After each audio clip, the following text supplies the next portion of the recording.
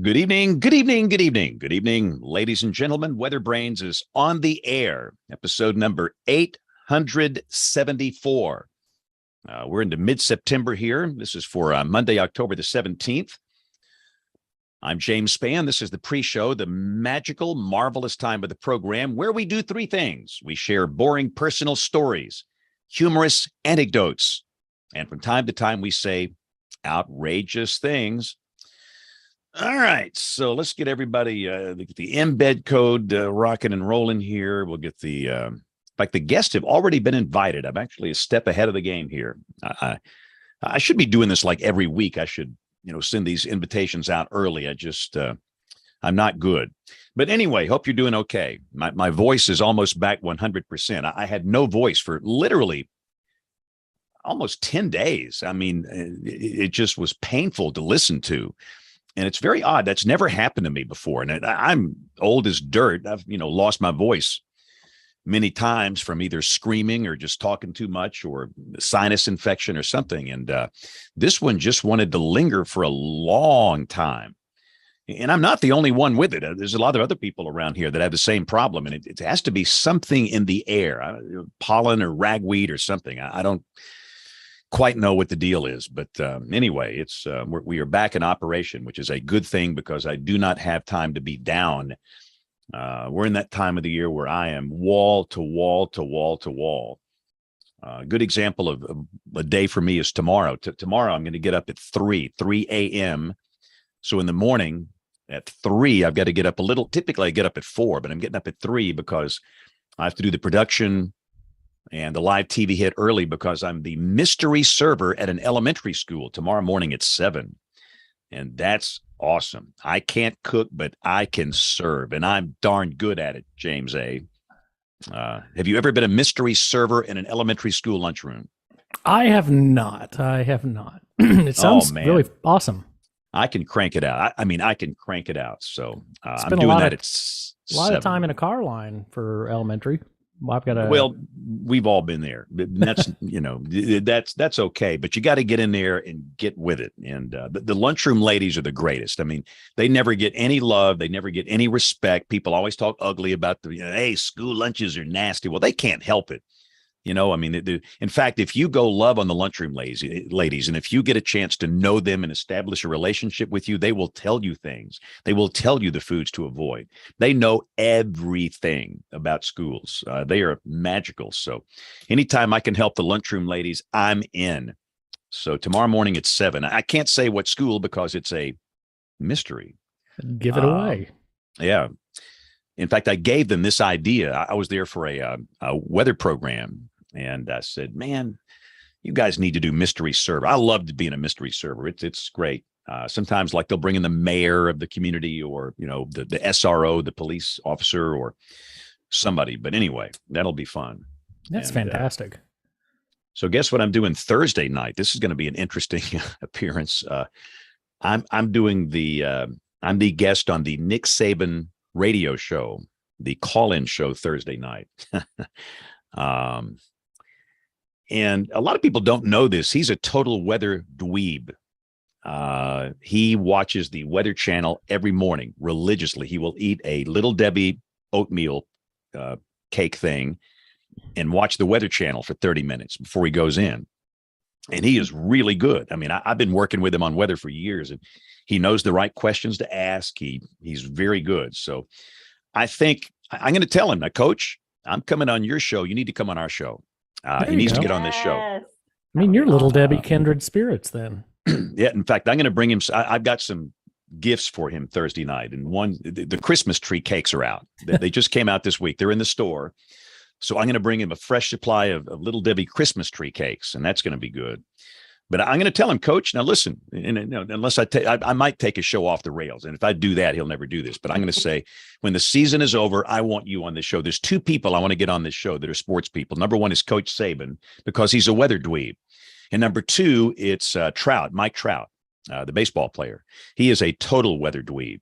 And both those guys, and I've got connections to both. Obviously, I know Coach Saban, but I don't know Mike Trout, but I know people that do know him. So he's on our hit list for sports people to get on the show in the future here. All right, Jen, you freezing up there? Oh my gosh, it's gotten so cold and windy. It's gonna get better this weekend, but oh.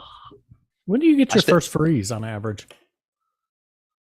It's usually about now. Yeah, okay. We're getting it tonight. So I think we are too. Yeah. It's crazy. Yeah, I think all of us are under freeze warnings. Everybody here. I mean, we are all covered by a freeze warning. So our radiational cooling night, though, is going to be tomorrow night into Wednesday morning. That's when the wind goes calm, and that's when the bottom will drop out in the valleys. Same here. Probably do some low and mid 20s for some of the colder valleys around here, which is we're in record territory. In fact, there's a good chance we're going to establish a new record low maximum tomorrow here. I didn't even check ours. Kind of exciting. Our record low high here tomorrow is 55, and I wouldn't be shocked if we struggled to get there. So it'll be a fun thing to watch. We will not make 55 tomorrow.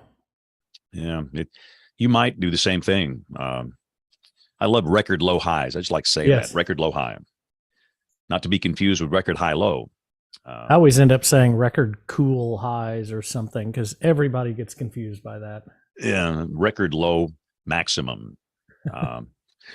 So Bill Murray is apparently at 50-cent beer night at Hooters this week. And by the way, for those of you that are tuning in for content here, please move the slider over from here about 3 minutes. If you've never watched this before, you will not understand the pre-show. It makes absolutely no sense. Although some people tune in just for the pre-show. And if you're here, then they'll turn us off at the top of the hour. So that's okay. No, it's going to be a good show tonight. But Bill Murray is out. And I think Rick is out for 2 weeks. Mm-hmm. These guys must be on some bender, some pub crawl somewhere in Walla Walla or geolocate their phones. They're together somewhere. Exactly. We need to slip some air tags in their luggage so we can track these guys. Well, and Troy's out too, so I'm not quite sure about these three, what they're all doing right now. No, there's clearly something going on with those three. I didn't get the email. Got to check my spam folder.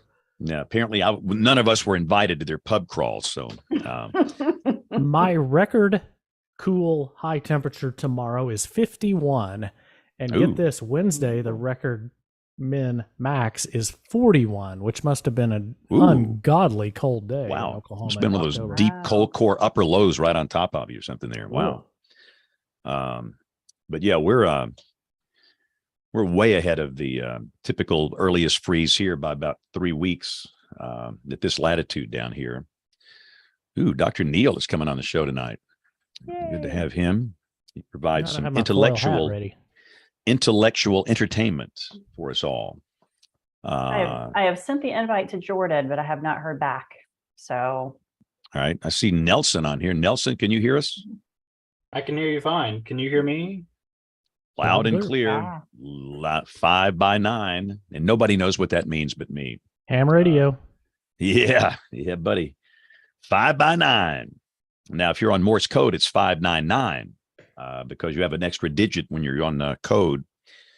And I was a code jockey, man. When I was a little younger, I could probably do 60 words per minute in my head. It was like a second language to me. And really, once it's in there, it never goes away. And you can't write that fast. I could never write that. Ooh, what have you got there? That's awesome. My grandfather. That's an old. That's a hand key right there. Yeah, wow. My grandfather was a telegrapher for the Rock Island Railroad during World War II. Gosh, do not lose that. That is a huge collector's item worth good money. Man, I've got a Vibraplex, a bug. They call them bugs. These are kind of mechanical keyers, and they kind of vibrate to do some of the work for you. And those are worth a lot of money now. And I don't think they've not made those in years, but the hand keys.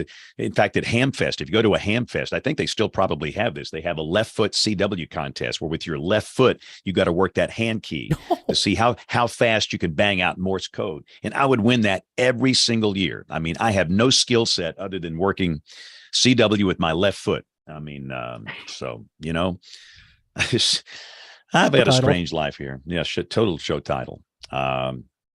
All right, we got Neil here, so if nothing else, we can carry on now.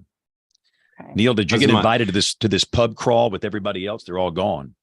No, I I get left out on stuff like that. Yeah, we apparently were not invited, but that's okay. Well, let's get started. For those watching on television, welcome. It's good to have you. And we're going to get the recorders going here. And Jen, we're missing one person, right? Yeah. I sent him the link on Facebook, so hopefully he'll hop on here in just a minute. Okay. And there comes Kim. And How's the gain on my audio? Is it all right? Sounds perfect. Just perfect. And here comes Jordan. So the gang is all here. All right. All right. So, all right, here we go. Let's get this thing going here in 5, 4, 3. Uh-oh, I'm hearing echo from somebody's channel.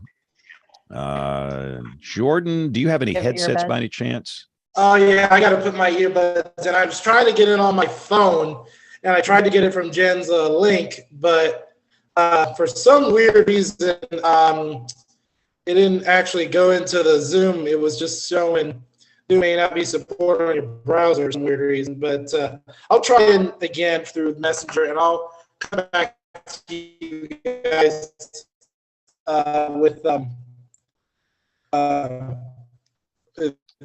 different. So I'm gonna come on just a second. Probably gonna have to turn your video off too. Got some restricted bandwidth problems. Let me try it again. All right, go ahead and try to get a different on here.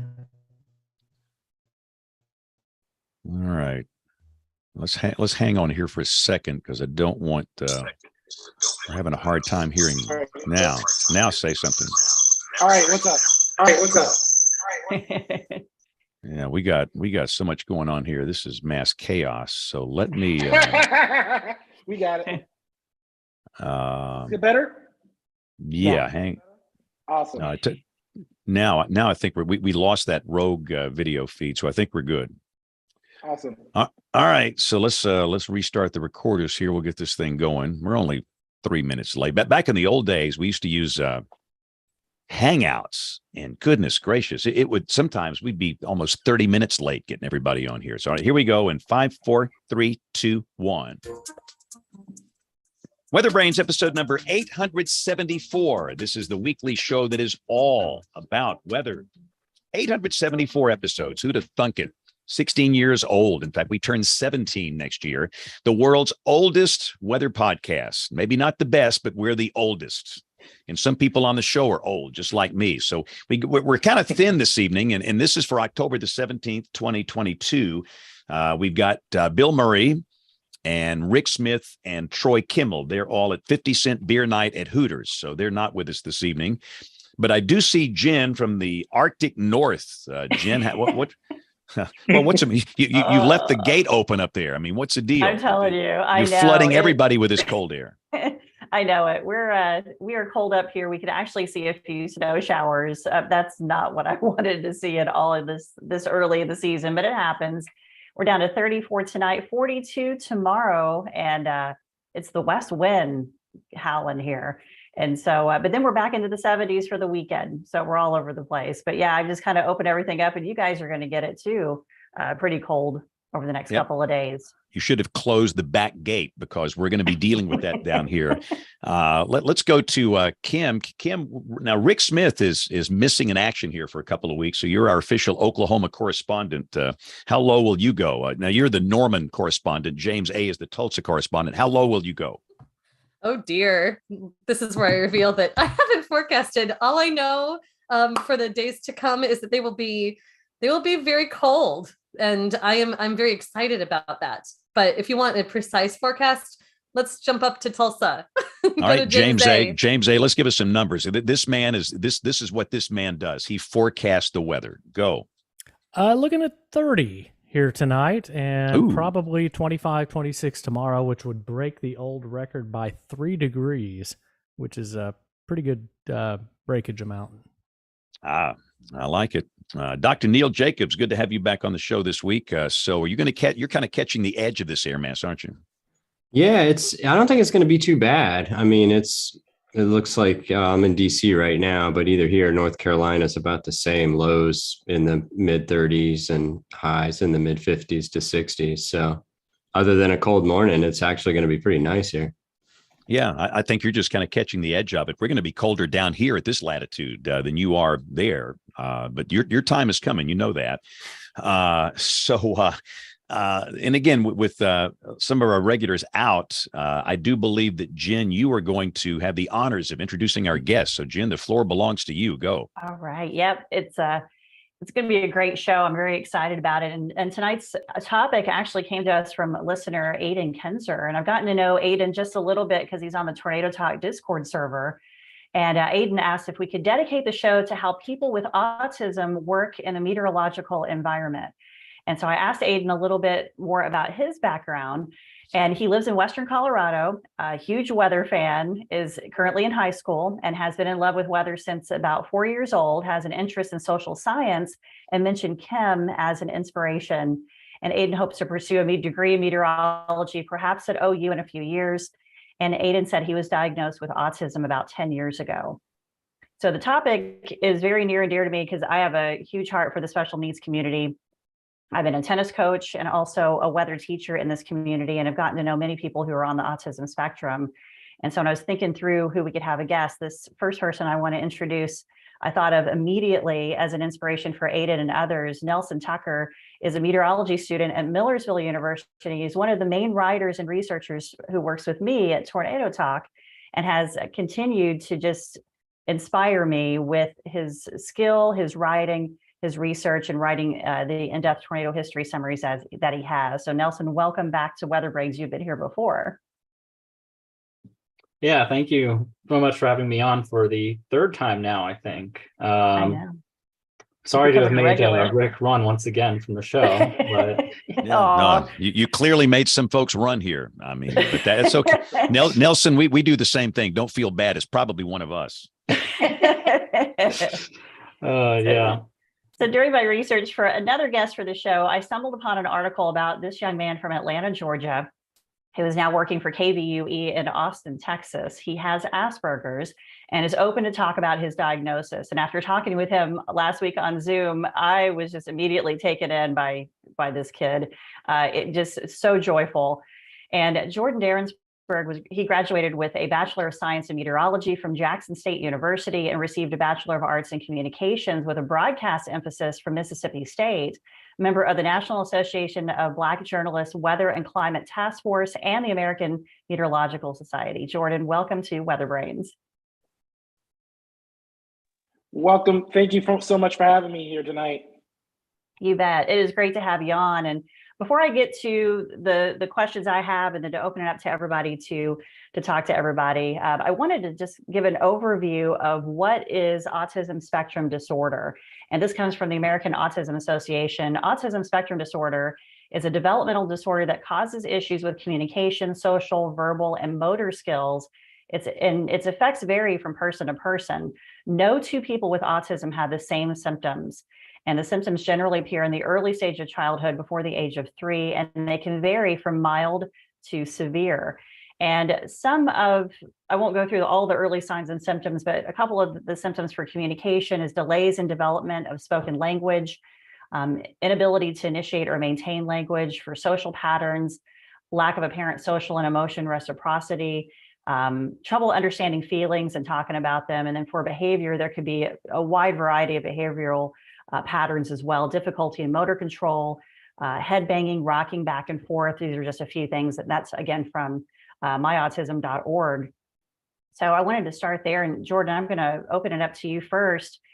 Talk about your diagnosis of Asperger's. When were you diagnosed? And if you can, give our audience a definition of what Asperger's is. Okay, so thank you so much for the question, Jen. I was diagnosed with Asperger's at the age of 9. And what that is it's like, we're really, really smart. I mean, we're really smart people. However, one of the things that we struggle with are social cues and social interaction. And for me, I was absolutely not even close to the best at that growing up. I'm going to be honest with you on that one. And it was tough to make friends on occasion. But, I mean, I was able to put in a lot of the hard work and the effort and use my wisdom and use my expertise and use what I was able to learn so quickly to grow in this field. And I'm so excited to be a meteorologist in a top 50 market like Austin, Texas. I mean, a city that's really embraced me. I mean, the Austin FC jersey kind of shows it a little bit, but I'm grateful, for my family, the support that I've had so that I can continue to grow. Even now, they've been supportive of every move, making sure that I'm always good and I'm always on top of what I need to be doing so that I can continue to be the best version of myself I could possibly be. That's awesome. So talk a little bit about what were some of the symptoms for you when you were young that led to needing to get this checked out and see that you had this diagnosis? Well, I was actually diagnosed originally with PDD-NOS at 34 months. And so it started early with the delayed speech and I was nonverbal until the age of 3. So I was diagnosed with autism at 34 months at PDD-NOS. And then I was doing special needs pre-K, but then I did general ed from kindergarten all the way through 12th grade, although I had an individualized education program, better known as an IEP. And I had a case manager that I checked in with on occasion to make sure that I was on my P's and Q's every time. And then it wasn't until the 4th grade when I got the Asperger's diagnosis. And I just, kept making sure, and I had a great support system around me that helped me to be on that right path to become a meteorologist. That's awesome. I found an article on KVUE about you, and this was amazing. I love this. You were quoted as saying, some of the hatred in middle school, I didn't really pick up on that. I just told myself they were sipping haterade, and I would just laugh at them, move on, and focus on being the best version of myself. Talk about that. I just think that's amazing. Your attitude is just awesome, but you're just like, I'm not dealing with it. So talk about that a little bit. Some of the pressures and things that you had to deal with. Yeah, I think a lot of it had to be, people using the R word, thinking you're gay, this, that, the other. Because, back in those days, being gay was looked down upon. It isn't anymore, thank God. And I'm grateful for that. But I'm not gay, by the way. But one of the things that, people said was that, you're retarded because, autism, they talk about developmental delays and things like that. But I won the 2008 school geography bee when I was in the 8th grade.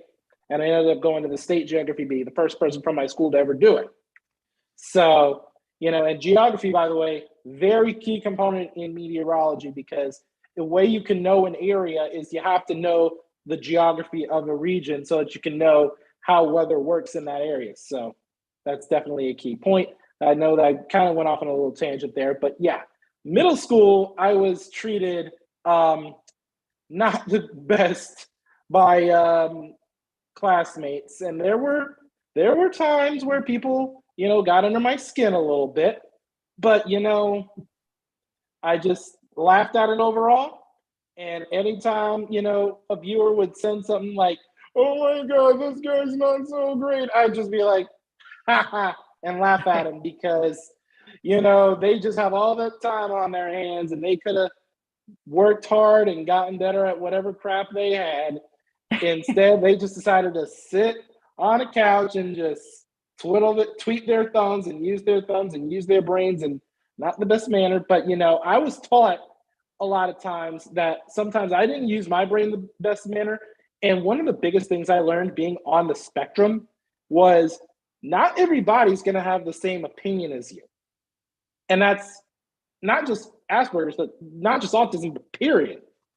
Mm-hmm. And you just had to think about, this may be what I think, but then how would someone else view that same situation? If they view it differently, you have to respect that viewpoint and consider not using certain words and that kind of thing. And that's one of those growth things. And that's where people, kind of got me on, was because they think I'm crazy because I would say this, that, or the other.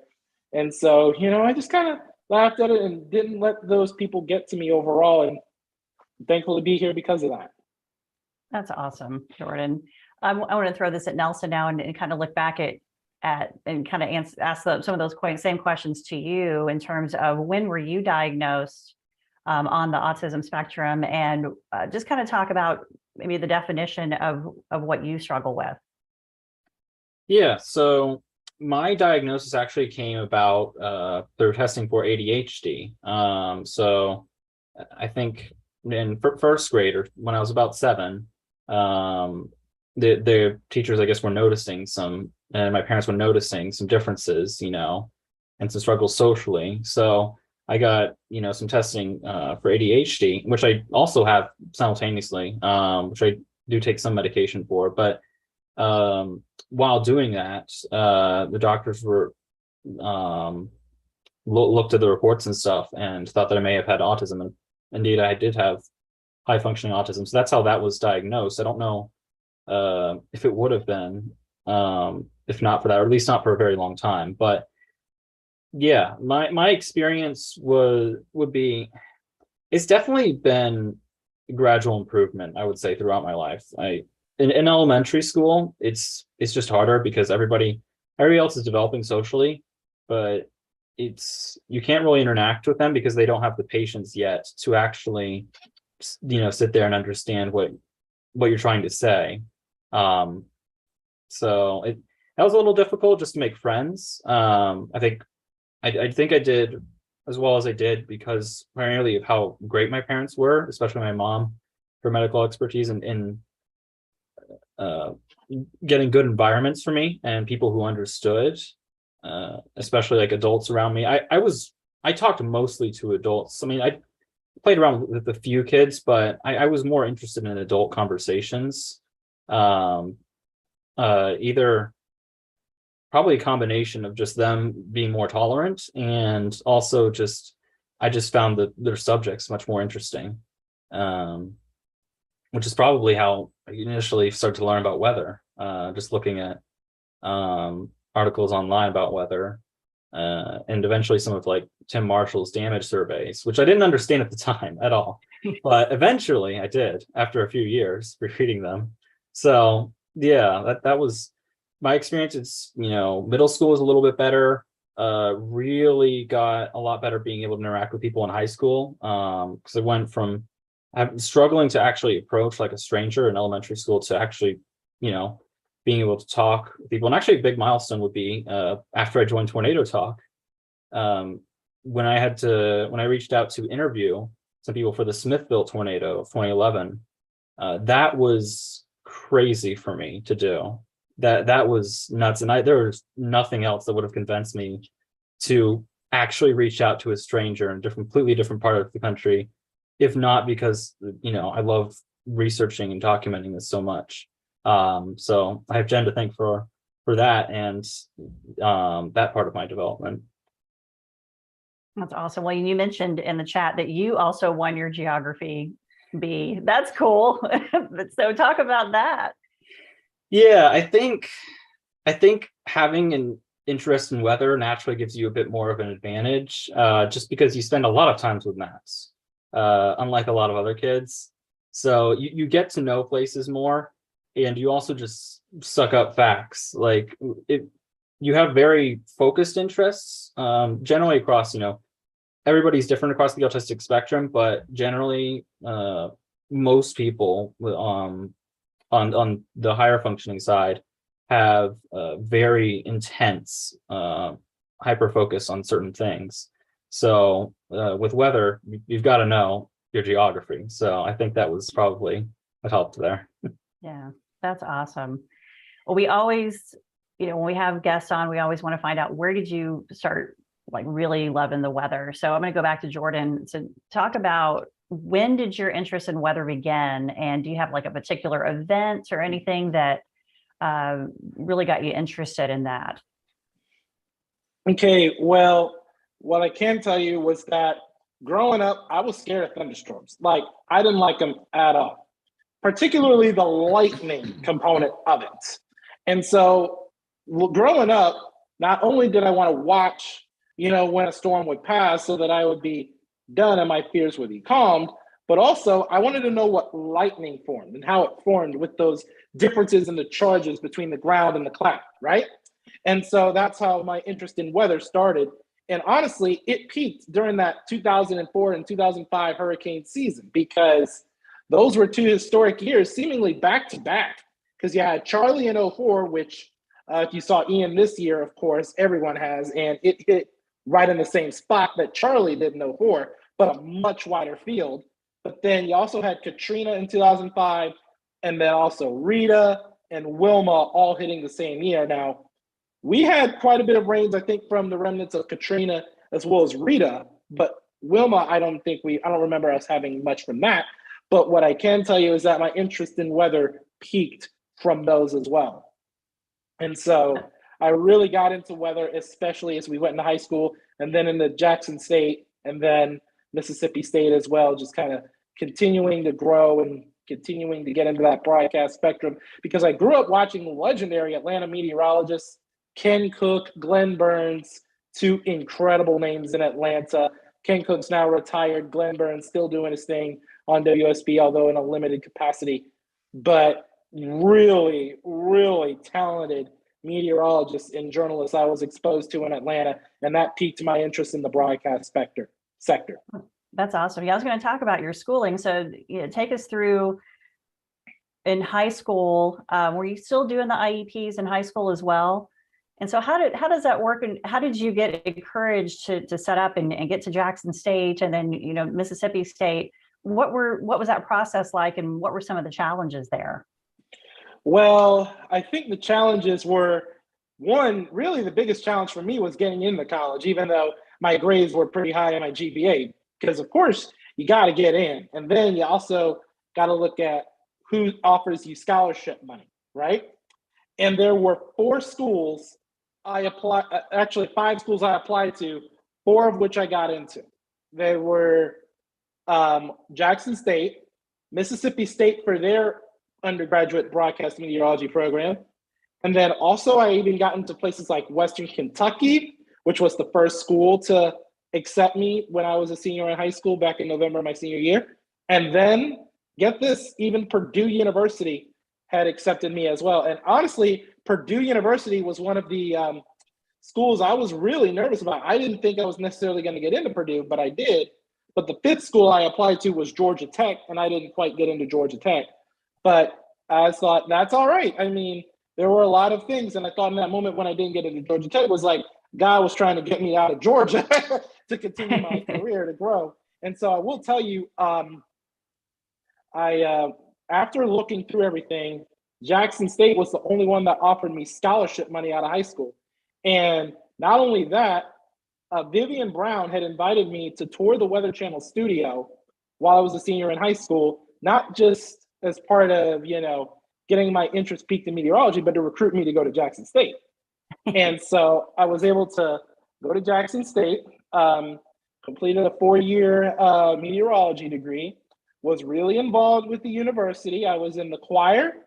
In the choir at Jackson State University. I actually got to travel to Austria December of my sophomore year there as part of some performances for that group. I was a junior class king. I was what we called Mr. Junior at Jackson State. And HBCUs, they have a crazy, amazing tradition with class kings and class queens, where we would walk around the field at every home football game and even some away games too, get to intermingle with other HBCU royal courts and that kind of thing. So it was like a homecoming court, but the entire year. And so what it was we did community service projects. We participated in different parades, whether it be for like classic games like the Southern Heritage Classic between us and Tennessee State and Memphis, as well as for our homecoming parade. Did a lot of amazing fun stuff, and I'm grateful for that experience. And that came out of popularity while I was at Jackson State. For some reason, during my freshman year, I got so popular, I was like, okay, everybody knows who I am. Nice. And so I just kind of try to be as sociable as possible, because so many people knew me, and I just wanted to, be the best version of myself for them. And I put that popularity to the test when running for Mr. Junior, and ended up winning by only 5 votes. But I was able to continue to grow. And in meteorology, I was doing well as well. It's a tough major, Nelson, and I'm pretty sure you're realizing it, especially when you get into those differential equations and those calculus classes. I mean, those are not a joke. And also, The coding classes were a little difficult originally, but then once I got the hang of the coding and everything went well. We did some broadcasts. It was a little co-op with Weather Vision, which was based out of Jackson State's East Center. And I was able to go through that. And then after 4 years, started out in the grad program at Mississippi State, went through the struggle. It was tough. And I decided I put myself through this meteorology and math already. Why do it again? So I can transition to a second undergraduate broadcast program, general broadcast program at Mississippi State, because a lot of meteorologists also have a broadcasting degree on top of their meteorology degree. And so it allowed me to expand my horizon in a broadcasting sense and how to effectively communicate it. So now that I have those two, I was just done with school and started my career in West Virginia before coming to Texas in November of 2020, starting off at KCN and then coming to KVU this past May. That's awesome. And looking back at your college careers, how did you balance all that you were doing with the Asperger's? What had you learned, and but what were some of the struggles that you still had? And I think that talking about that a little bit can really encourage kids who are in college now or in high school and are going, maybe I can't do it, or whatever, and have some doubts. What were some of the things that you struggled with, and how did you overcome that? Well, sometimes the struggle was, trying to make sure I got all my studying in, because I really did a lot of studying there, but also trying to figure out how to be effective socially and how to carry myself the right way all the time. Because in this TV business, if you go into TV, people are going to know who you are.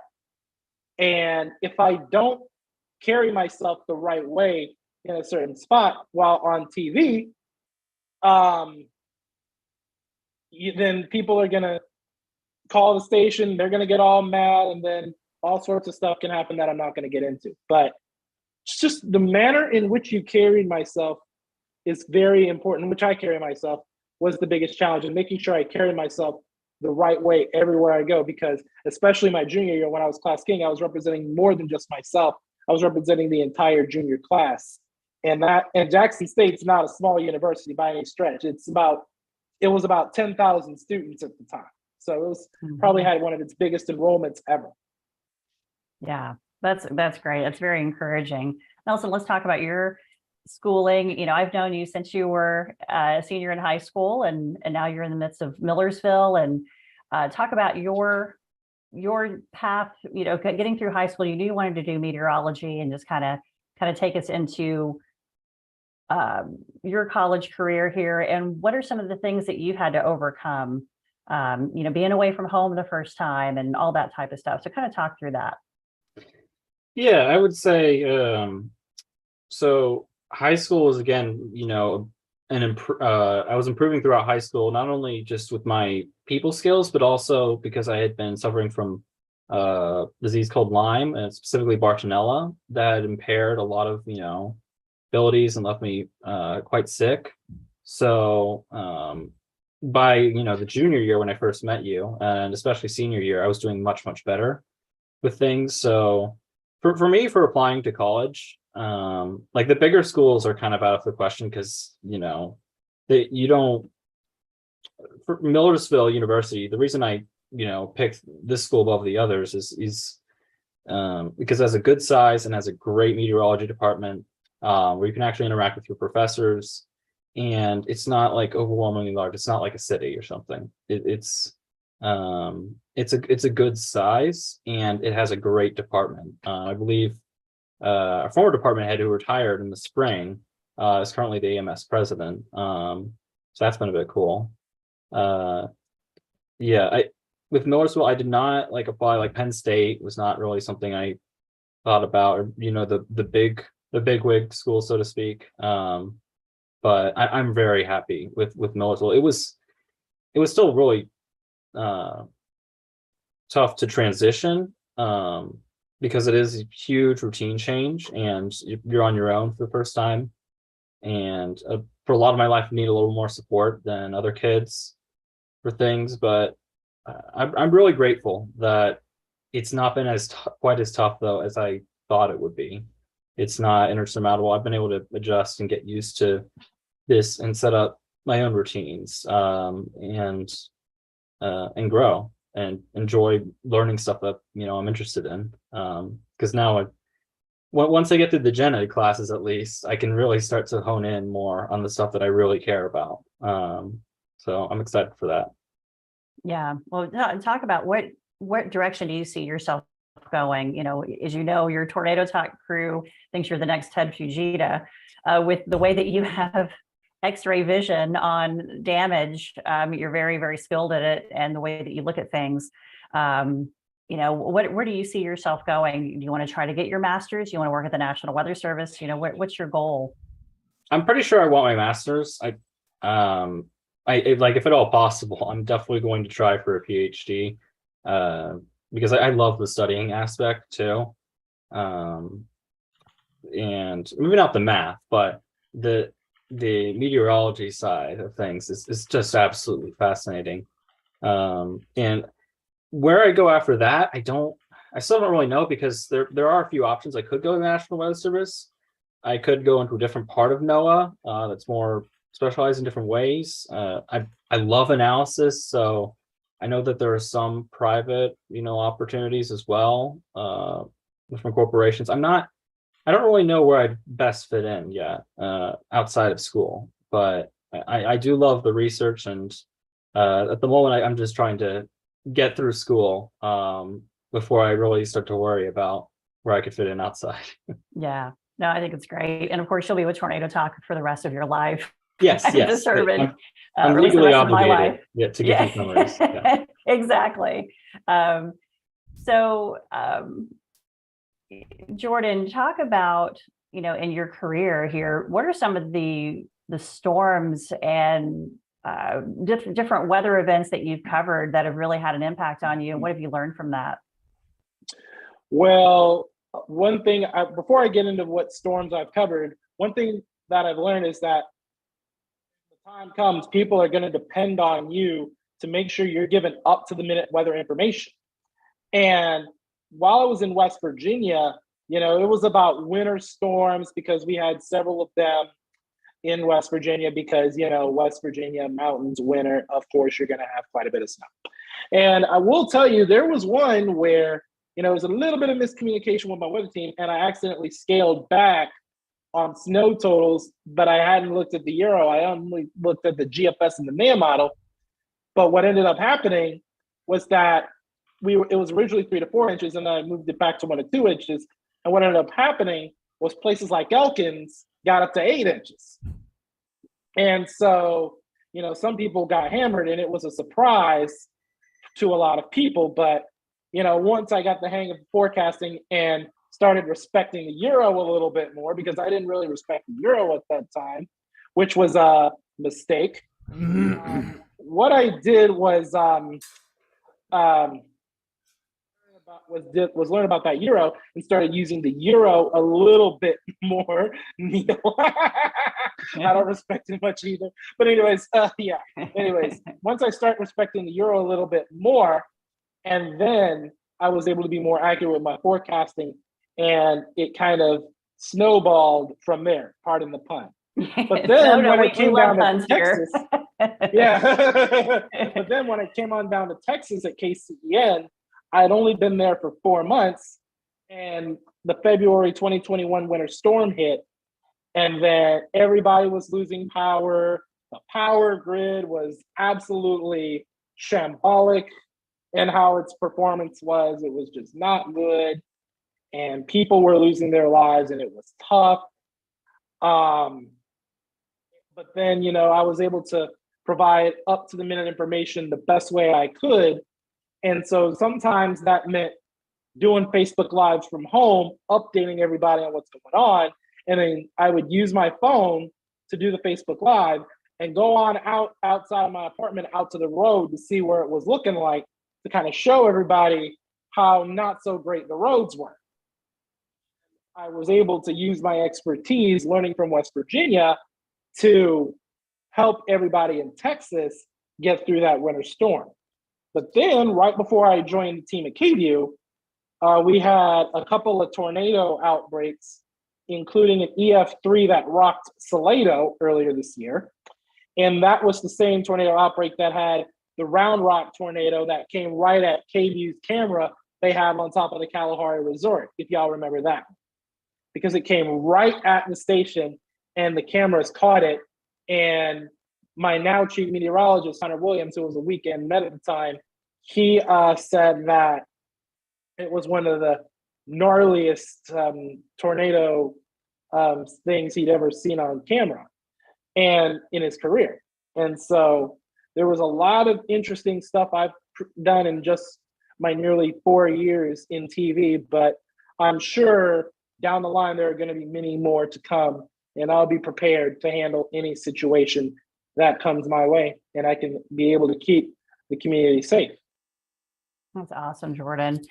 Nelson, now you've not done, any broadcasting or anything like that, but, with Tornado Talk, we do some live coverage in our Discord server, and you were instrumental as well a few weeks back, helping me navigate my best friend down in Florida with Ian, just helping me, know exactly what's happening. We stayed on 10 hours on Zoom together, the crew of us, so we could just watch what was happening.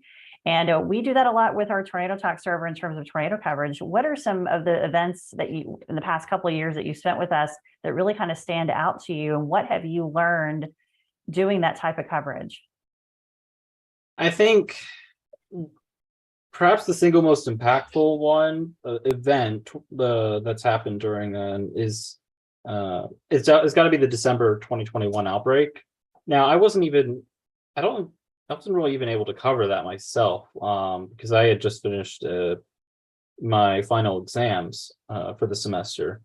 But that tornado event was just, that was definitely the worst one we've had since the Tornado Talk Discord has started, and it was such a shock, I would say, especially with the death toll, and it really shouldn't be. And I feel like looking back and, some of the historical reports or something, every time there is one of these events, there is somewhat of a shock about the death toll. But that event overall, the others was really bad. I would say the earlier in 2021, you had the March 25th outbreak.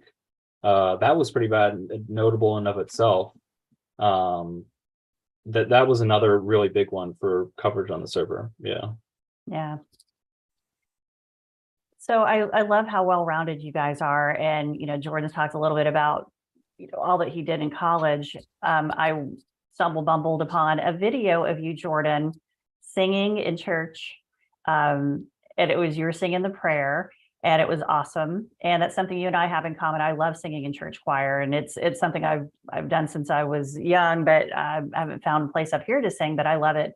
Talk about that experience and why that's important to you, and then some of the other things that you're involved with that some of your interests to make you more well-rounded.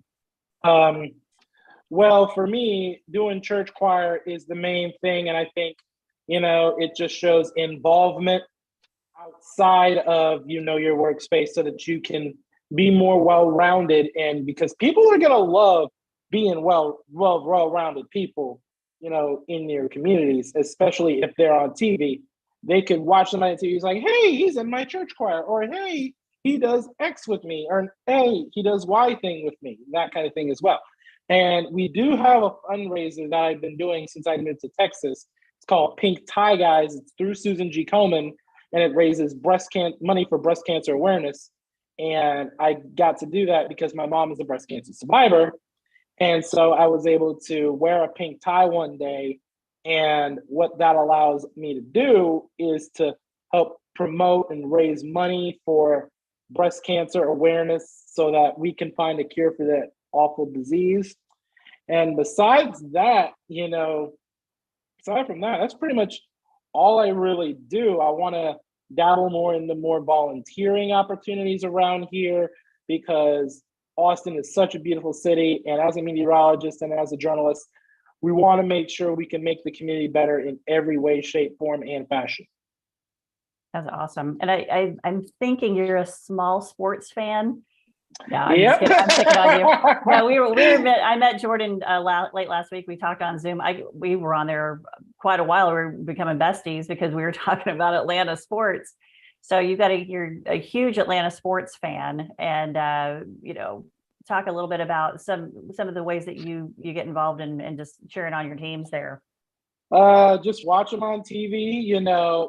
Really, I'm an Atlanta United fan, so don't let this Austin FC jersey fool you.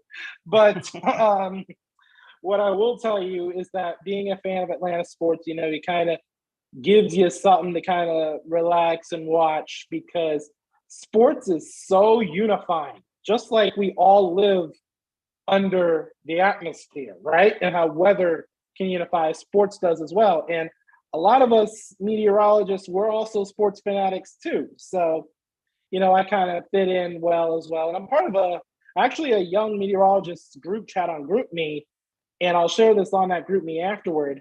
And what that is like, it's a lot of college students who are talking about sports. A lot of times, if they're not talking about meteorology, they're mainly talking about baseball. Yes, I'm a Braves fan, still kind of disappointed that the Phillies beat us. But, it's so hard to repeat. And I'm just grateful, to have that Atlanta sports fandom. I really grew up watching the Braves to start out, and then it grew into the Falcons, where I've been a season ticket holder since I was 16, Hawks, and Atlanta United coming on the scene while I was at Mississippi State. And I was actually in the stadium when Atlanta United won their MLS Cup. And it was truly an amazing experience at all. And it was just something I'll never forget. And of course, my colleges as well, Jackson State and Mississippi State, especially Jackson State now with Deion Sanders as the head coach. It's just, to be invested in your teams, to kind of just, the reason I'm so invested in my college teams is to thank them for the opportunity it gave me. Because without those schools, I wouldn't be talking before you right now. And Atlanta was the city that raised me. And so it's Atlanta sports teams all the time, because I was thankful for, a lot of the mental health technology needed to make that diagnosis of autism. It's among the most advanced in the world, and it's something I've been so grateful about. But yeah, the sports fanaticism is really cool. I get passionate a lot of times. Sometimes I get a little too passionate, but I just kind of be like, you know what? We're next game, we're going to be back, and we'll be ready to continue to win. James, I see you had a question for us. Yeah, it's for both Nelson and Jordan. Who were your big encouragers when in some of your struggles? May I start, Nelson? Okay, I'll go ahead and start. Okay, I would say my mom specifically, but both my parents were. I had a very large support system, whether it be teachers, whether it be family members, cousins, siblings, all of that. They helped me. And then later on, as I got into TV, I had mentors. My mentor in TV, in learning the TV aspect of everything, is a former Charlotte news anchor who now works at American Airlines up in Dallas. And her name's Stephanie Maxwell. She's really, really smart and well-versed in business. And it helped me to kind of learn how the business works and how I can better be prepared to continue to grow in it. And so she's one of them. And also several meteorologists who I've had the privilege of shadowing and, going on tours with, whether it be Jennifer Valdez in Atlanta, and as well as Vivian Brown at the Weather Channel, and all the other meteorologists I've talked to, I've shadowed, I've worked with. Forever grateful for them. And without them, I would not be here. And I'm just so grateful for how I got to this point and the people that have supported me to get to this point. That's awesome. What about you, Nelson? I would say that my biggest motivators would be my mom, especially for, cellular child, and you, Jen, would have to be the most important encouraging people, in my life. Like my mom she's incredibly understanding, and she's made sure the environments I went into were great for nurturing and helping me grow. as a kid, and that I was always in a place where I could do that. And she was, very protective and watching out for me. And then Jen, since I was 17, my development from there, just being able to grow socially at that newer level, just like with other people outside of your circle, with being able to do research and enjoying weather with someone else. I mean, we were up for a little over 4.5 hours last night up to midnight on Zoom doing research together. I mean, and that's like some of the best times my life, just doing that and being able to learn from you all the skills that I've been able to gain. Thank you, So Nelson. for both you guys, I want to ask, when you tell people that you are autistic, what do you want people to understand about that? Because some people don't know much about it. That they think of Rain Man or whatever. I mean, what do you want them to know about autism, and how would you like for people to react when you tell them that? Jordan, would you like to go first, or should I? Go ahead, Nelson. Okay. What I always attach to it is high functioning autism, to distinguish, because it is truly a scale, and I've met people who are at the very other end of the scale, and that's really tough. Like developmentally, it's quite devastating at that end. And then you've got people who probably have it at a very small level, but will never get diagnosed for it. Because it's not like, with a disease, for example, or a virus, like it's that thing. With just being neurologically, different, it's not like that. It's just different. And I'm sure in an alternate universe, it could be reversed, and be people like me and Jordan who would be the neurotypical people. So it's just a difference, and that means on a mental level, that's a vast category. So I think understanding that, and understanding in person with people, eye contact can be really painful. So I do try to preface that sometimes. Yeah, for that. Oh yeah, eye contact for me, that's a biggie there. I mean, I struggled with that growing up so many times, too many times to count. And it's tough. It's hard, but once I started thinking, okay, I got to make eye contact, I got to start thinking, I would be thinking about it in every conversation I have. And that's always in the back of my mind, making eye contact. And how do I, involve myself better socially with someone when you make eye contact with them? Because let me tell you something. For someone on the spectrum, eye contact may be the scariest thing in the world to some people. But once you get the hang of it, it's not really like that at all. And one thing that I tell people when I tell them that I have autism, I would tell them, look, we don't let our autism define us. We define that ourselves. What do we do to leave a positive impact on someone so that they can say, oh, he's on the spectrum, but he can still be great in society? We always put our best foot forward in what we do in our lives, in our works, in everything that we may do, whether it be on TV or doing research or singing in the church choir or whatever else, Nelson, you might be involved in, whether it be student leadership, all sorts of things. And if we put our best effort forward and go 100%, nothing can stop us from breaking every glass ceiling that's put in front of us. So let me ask you guys this, and I'll go to James A after this. Do you think that being somewhere on the spectrum gives you a disadvantage or an advantage when it comes to forecasting and analysis? I'd love to hear the answer from both of you.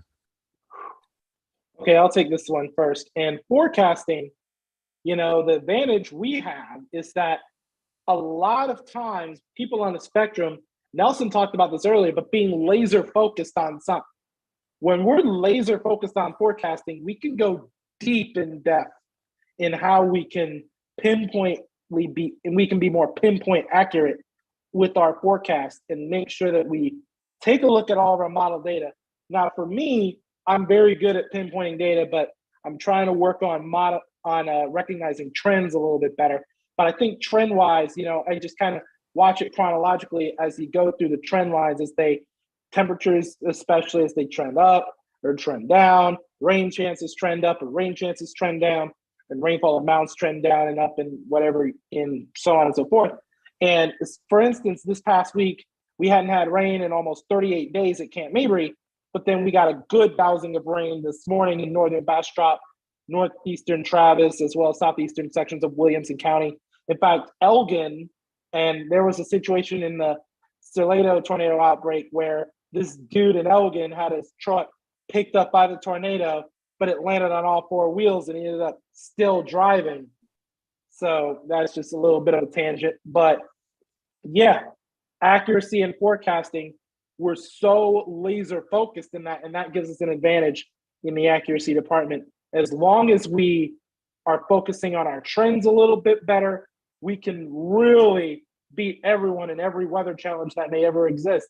Nelson, I know y'all do that weather challenge at Millersville because your boy John, I talked to him a lot in that chat.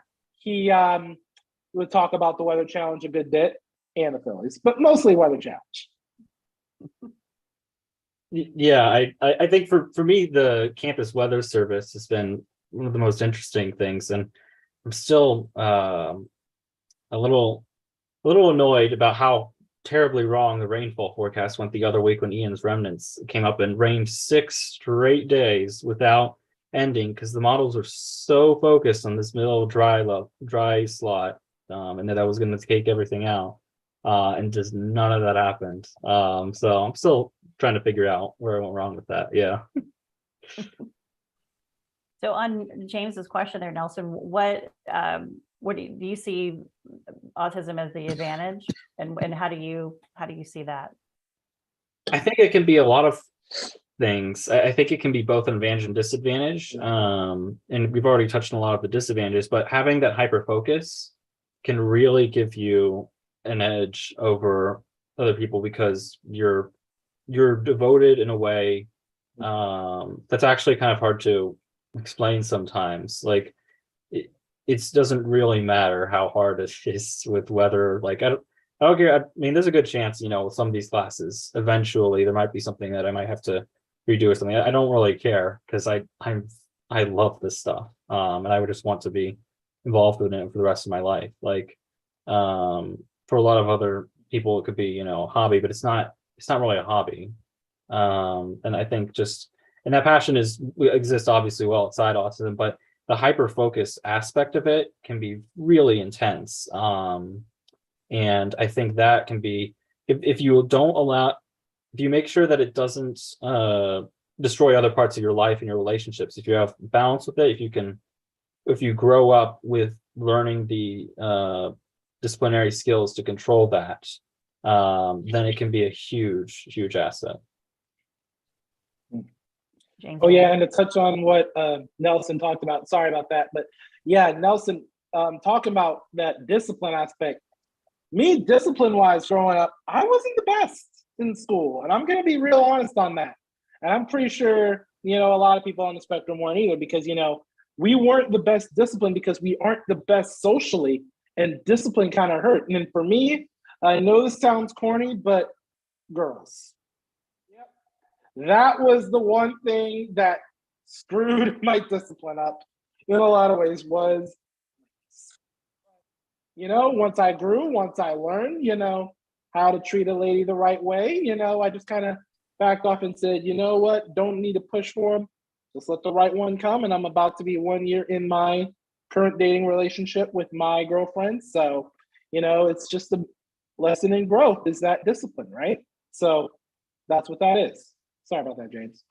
No, Jordy, you're so joyful. I just want to bottle it up and take it with me everywhere. I love it. James, hey.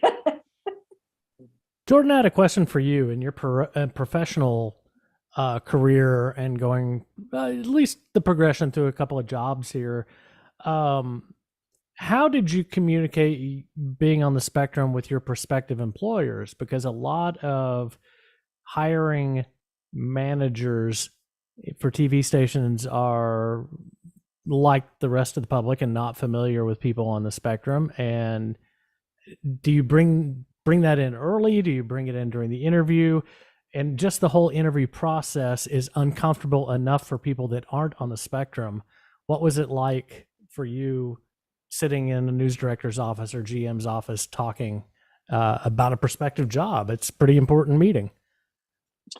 Yes, so that was very important. And I talked with my mentor every time to kind of be calculated in how to talk about it. And so one of the things I would mention is I view autism as a superpower. I mean, because it is.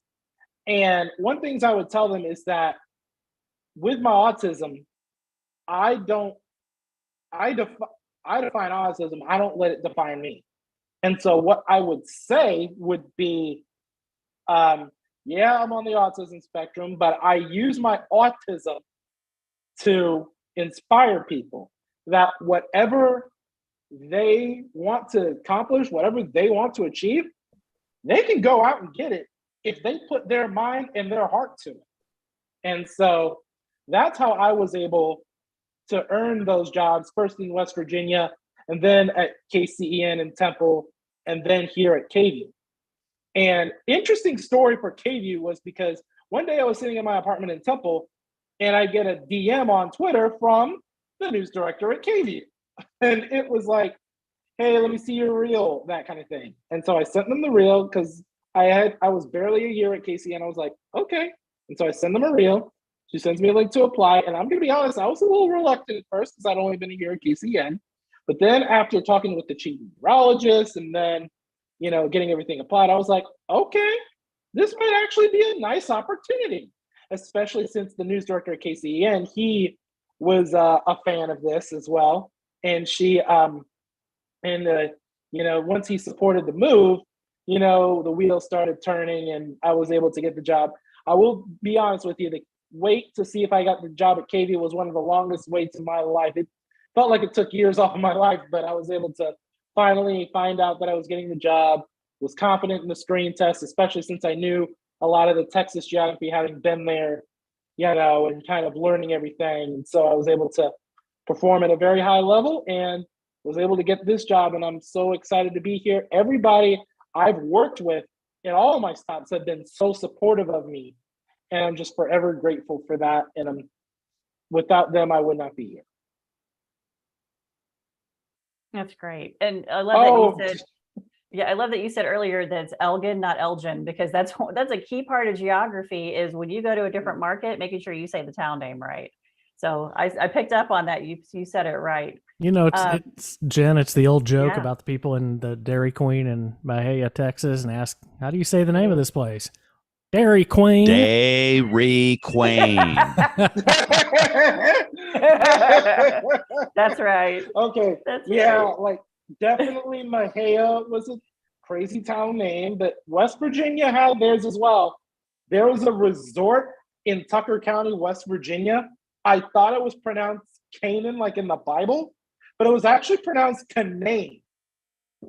And I was like, wow, there was some crazy names. And then there were places like Barrickville. There were also places like Buckhannon, and there were a lot of crazy town names. Central Texas was no different, has been no different, of course, Mahia as well. But then you've got areas in, James definitely said Bear County. During the winter storm, I accidentally called it Bexar County. And then people were in my comments like, it's Bear County. Yeah. Yeah, it's Italy. Yeah, Italy for sure. Italy was definitely one. Not Italy, Italy for sure. And man, let's not forget Bernie as well, because it's not in my viewing area, but still Bernie. I mean, that's a tough one. It kind of looks, it's kind of a bit easier. Oh my Lord. Czestochowa? Oh, I know it's Polish. It's This Polish. chat. It's believe it or Right. not, it's Czestochowa. Czestochowa. Oh, my Oh, Wait a minute. Wow. Where is this in Texas? It's in Central Texas. Okay, it's not Believe it or Dallas not, Fort Worth market. This community, it's Polish. It's actually where it was one of the first Polish settlements, and the people who came over from Poland were so upset at the pastor who brought them that they kicked him out. He went to Chicago and brought in a whole other level of Polish population. It's a historic community, but yes, it's very much Polish. Yeah, it's a very interesting. There are some interesting town names here in Texas. I guarantee you. I would sometimes try and pronounce the things in the Spanish sounding names like Spanish. Like, for instance, I say Guadalajara, but Mejia and Marquez. It's actually, we can just call it Marquez. Down in, I think it's Robertson County? Marquez? Yeah. It's a kind of. Yeah. It's a learning curve for sure. And It is, for me sure. in radio, I had to pick up that pretty quick. I used to do Austin radio way back in the day on KLBJ, and I did learn what James put in there. It's burn it, darn it. Yeah, it's not Bernay or whatever. It's burn it. So I do want to go back to one thing with Nelson, because we hopped on a Zoom one time. We were having a meeting, and he had this thing around his neck. He goes, "I'm pretty sore from fencing." Nelson, that is one of your extracurricular things that you do, is that you do competitive fencing. And so that is fascinating to me, and talk about that. Yeah, so it's been a little rocky, I would say, first of all, with the pandemic, because I did it pretty religiously from the age of about 11 to 17. And I really love that. I did go to regional competitions around the state and stuff. And that was definitely a huge part of my life. That ended just about the time I joined Tornado Talk because of COVID, and that also being the reason that I, found Tornado Talk in the first place. That and WeatherBrains, hearing about on WeatherBrains. So yeah, that I have started to finally be able to pick that up in college, and just right now the struggle is fitting into my schedule, but yeah, I have immensely enjoyed getting back into it. I'm very glad the gear still fits. No, I just think that's neat. Do you have other things that you like to get involved into? What are some of your other? I mean, you're so focused on tornado history with us, but I didn't know what else that you get involved in. Well, I would say the past couple of years, it's really tornadoes and weather that's just been the dominant focus. So Tornado Talk is where I pour a lot of my time into, and I really wouldn't happen any other way. A lot of it is just, again, hyper focus. I have very few interests, but I have a very strong interest, so to speak, in this. So I'm very contented to not be hopping around, because that could be a little uncomfortable for me, because I like to just stick with something and go with that. And I really love weather. So yeah. Nelson, you have a heart for the story writing, and you mentioned that we were on Zoom last night for 4 hours. We were actually looking up on Ancestry. We're trying to find the names of people that died in this outbreak, and I've never met anybody else who has a heart for trying to share these stories and bring meaning to the lives of those that were lost, as Nelson. And the importance, I mean, we can't find their names, and we spent a really long time looking, and I don't think we're going to give up, and we will continue to try to find the names and what happened. So it's Nelson, you have such a great heart. I love that you're a part of the storytelling. So let's throw it over to Neil. I would like to hear what you want to ask. I'm just curious, like when you were growing up, going through school, how easy or hard was it to work with your teachers in your classes and your coursework? Did they understand this? I feel like there's been a lot of knowledge gained recently on autism and, the spectrum and where people are diagnosed and how they're actually able to be taught differently now is a lot different than 10 or 15 or 20 years ago. Nelson, would you like to go first? Sure. I would say that I'd really just have to give it all to my mom for being very careful and scoping out these environments for me. And obviously, I didn't realize that until I was so much older, and until the last few years. But yeah, even just like with teachers, because I know in elementary school there were a couple of teachers that didn't get it and were just wondering why I was so slow at understanding what they were saying, or why I couldn't understand the way they were putting things. And my mom just really making sure that talking to people and explaining things and really advocating for me when it was terribly hard, to advocate for myself to people who were mere strangers at the time.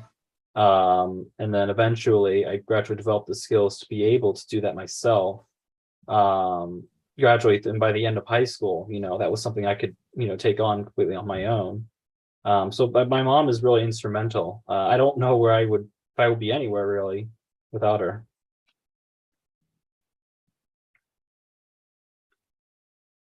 I'm just LOLing a little bit at this chat. But anyways, for me, yeah, a lot of times, especially through K through 12, it was easy because I had a mom who was very advocating for me and still is to this day.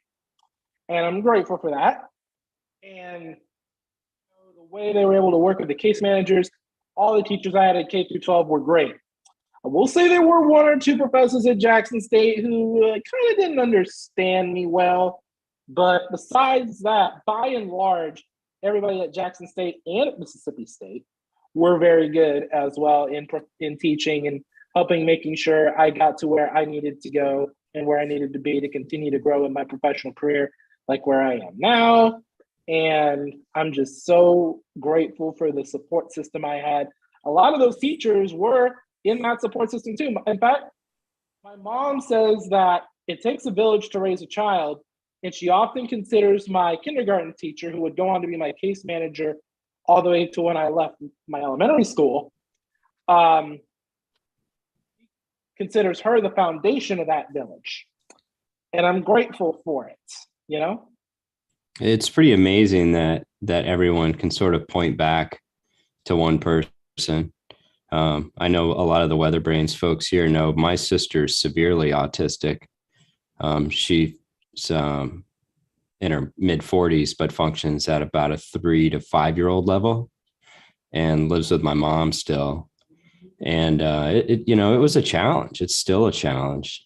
But she's very highly functioning in certain things like puzzle solving and pattern recognition. But it's, the spectrum is enormous. I'm dyslexic, but no one figured it out until I was in middle school. And I was late to read. I couldn't really speak. I hated to read out loud. I don't know if you all were like this, but my worst nightmare was getting called on in class. Plus, I'm just introverted and shy. So some people might have confused my behavior with, autism. I don't know whether it is or not. Who knows? But I'm definitely dyslexic, and it's been a challenge. And I can point to a teacher that I had in fourth grade who recognized it and then trained me to basically overcome it. And it's just been, I feel like everyone's got some challenges that once you learn what your issues are and how to overcome it, you're good to go. It's not a big deal, but it's interesting to think how far science has come and the medical community has come, because that was back in the 70s. It's pretty amazing how quick they can recognize some of these characteristics when you're just weeks old. Just, is your infant making eye contact and stuff like that? Yes, definitely the eye contact for me is a big one. Definitely something I've had to work on over the years. But me, I was very sociable. It's just, carrying myself socially the right way was the issue. Not just being extroverted, being social, be social, but I have to do it the right way. And that was the one thing for me.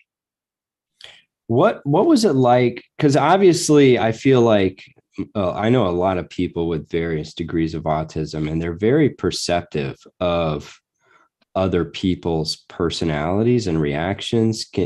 What's it like when you're interacting with someone and you can get a sense of whether or not they realize or they're judging you, or do you, I mean, especially growing up, were you self-conscious of that? How was that like growing up as a kid? Well, how it was like was I couldn't really pick up on social cues that well. But now that I've learned that, if somebody makes a weird face, then you're giving them a weird vibe. And honestly, that's something I try to avoid as much as possible. And I just kind of think back to myself like, how do I address this person the right way? What do I say in this situation? What's the right way to say in this situation? What's the wrong thing to say in this situation? And that can allow for the right vibe to come out of somebody, right? Yeah, I feel like it's at least I sort of felt like I was an only child because I lived a very different life than my sister, even though we're only a couple of years apart. But it gave me a pretty unique insight into watching people and how they would interact with her. And when I was growing up, it really bothered me that people would just stare at her. And then, I got to realize that this is some people don't understand this. And I feel like, at least with her, when you see her, she's severely mentally handicapped. It's got to be even more of a challenge for people who present completely normal, because then people have a different set of expectations. And I feel like they may judge you in a very different way. You're right. Do you ever feel that, Nelson, in terms of what Neil's talking about? Yeah, I think it doesn't really bother. Like, I think first going all the way back to the teacher thing, I think the teachers can really make or break you in a lot of ways, because those are the primary people besides your parents that are spending the most time in molding your developmentally. So like it's great because if you have people around you that frame the issue as just like a brick wall, or a ceiling, and is an unmovable, object or something, then that's the way you're going to think about it. And you're never even going to consider, you can grow and be better. Now, if it's just like a bunch of, loose bricks or building blocks, I mean, they're still there. You still have to build something with them, but you can build, build it your way. And it's not like a barrier. And I think perceptionally, I think I've been more fortunate. Some other people I know with interactions, I think I've gotten to the point where I think most people don't really particularly realize that I have it. Now if they spend a lot of time with me, they always start asking questions, but just like in a passing exchange. So I think I don't know if I'm in the best position to answer that, because as growing up, my mom was, careful and considerate of the environments, and places that I, cultivated, my understanding and stuff. So, yeah.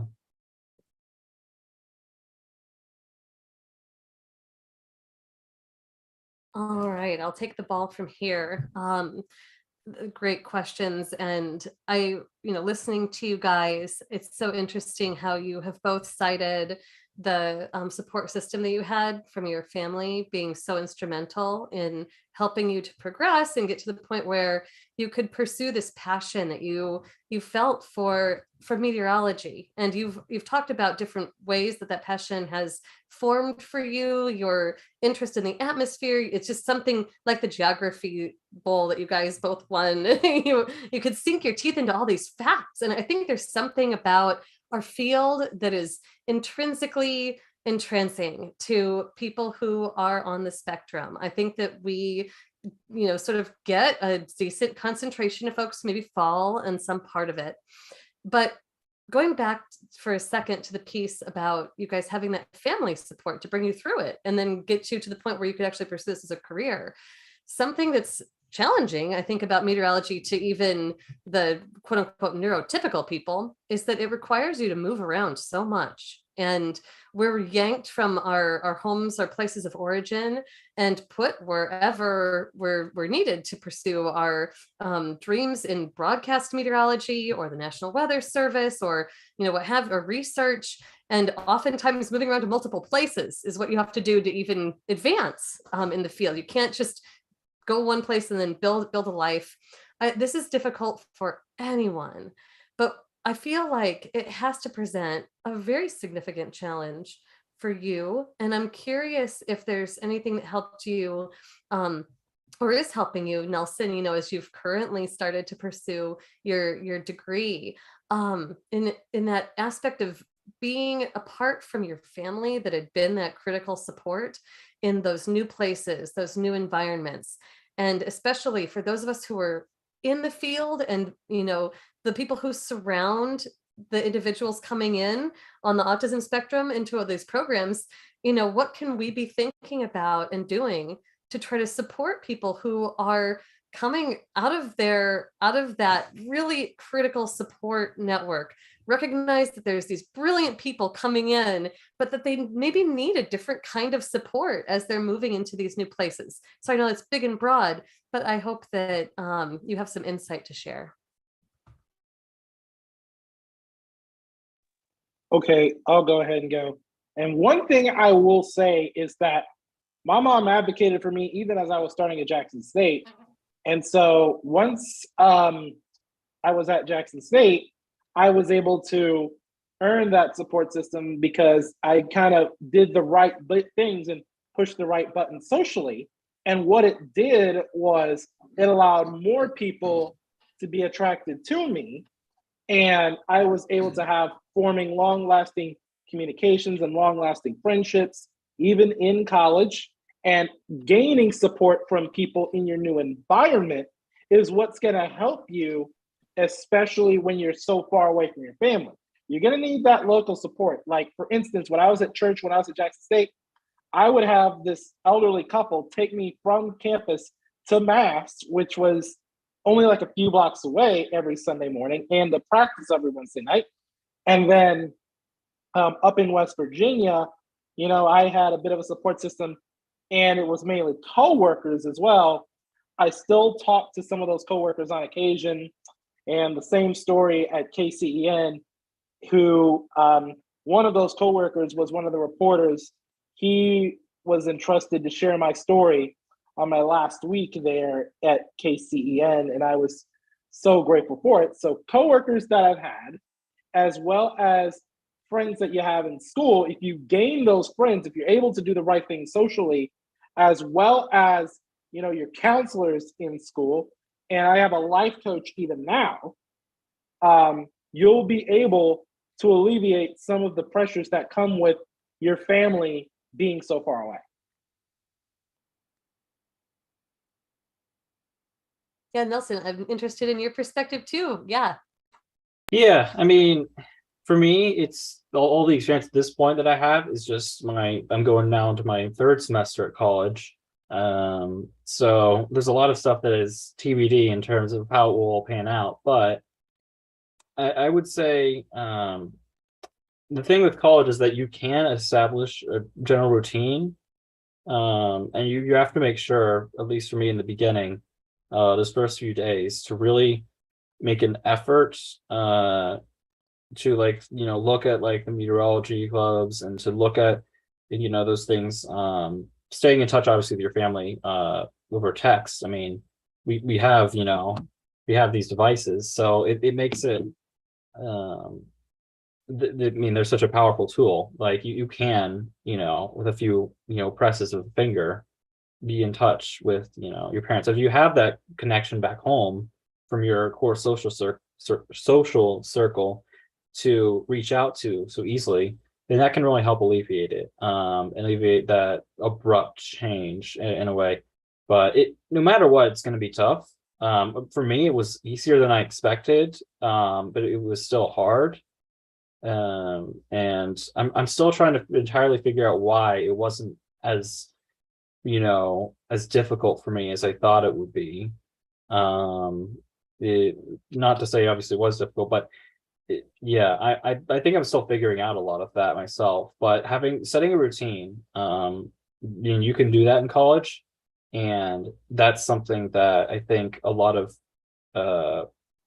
people on the higher end of the autistic spectrum would find comforting, is that being able to have a consistent daily routine that generally does not change. That's great advice, both of you. Sorry, Jordan, are you going to chime in again, or were you adding to Yeah, the I was gonna go ahead and chime in again because I did forget to mention something about support. Part of earning that support is being an advocate yourself, being a self-advocate. And I was grateful to have been taught the ways of self-advocacy from my mom. And it's allowed me to gain a lot of those friendships and gain a lot of that respect, because they see me going through these challenges and they're providing that support, knowing those challenges. And in fact, my platform when I was Mr. Junior was autism awareness because of this, and because HBCUs didn't really touch on this issue. And in fact, I want to show you something. I was honored by Autism Mississippi as an Autism Avenger. However, they did misspell my last name on this trophy boat when it's. And I was recognized by that group because of the work I did, especially while I was Mr. Junior, to showcase what it's like to be living on the spectrum. And I held an event while I was at Jackson State where I had everybody wear blue and we would take a big picture.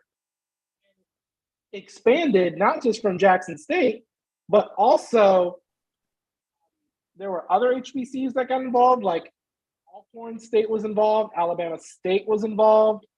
And, we're just making sure we raise awareness and acceptance to this important topic, because there are going to be more of us. I'm one of 56. Nelson, you're one of 56. And that's a huge number.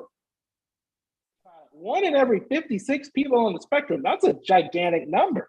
And so those who are that one, we need to make sure that we're providing the support that they need every single day, regardless of where they are on the spectrum. Because as James talked about, that spectrum is big.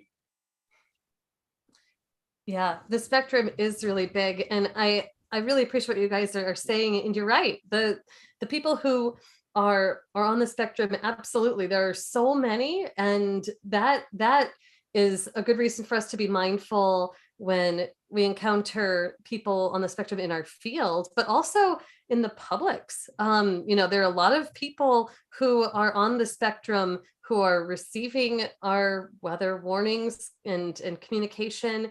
I'm interested in your perspective. You've kind of touched on in different ways for both of you how weather was, traumatic or something that you just were very motivated to learn about from a very young age. And I'm curious if you have any advice for us on how we can think about reaching successfully people in the public who are on the spectrum with the risk communication messages that we're giving about hazards as they occur. Okay, and I will go ahead and start on that because as a professional, we're taught to immediately communicate our feelings whenever there is a warning. We're not communicate our feelings, but communicate the warnings. And so how to do that is to be calmer, not necessarily like have the headlines streaming in all caps, because that could scare some people, especially those on the spectrum. Not just people on the spectrum, but in general.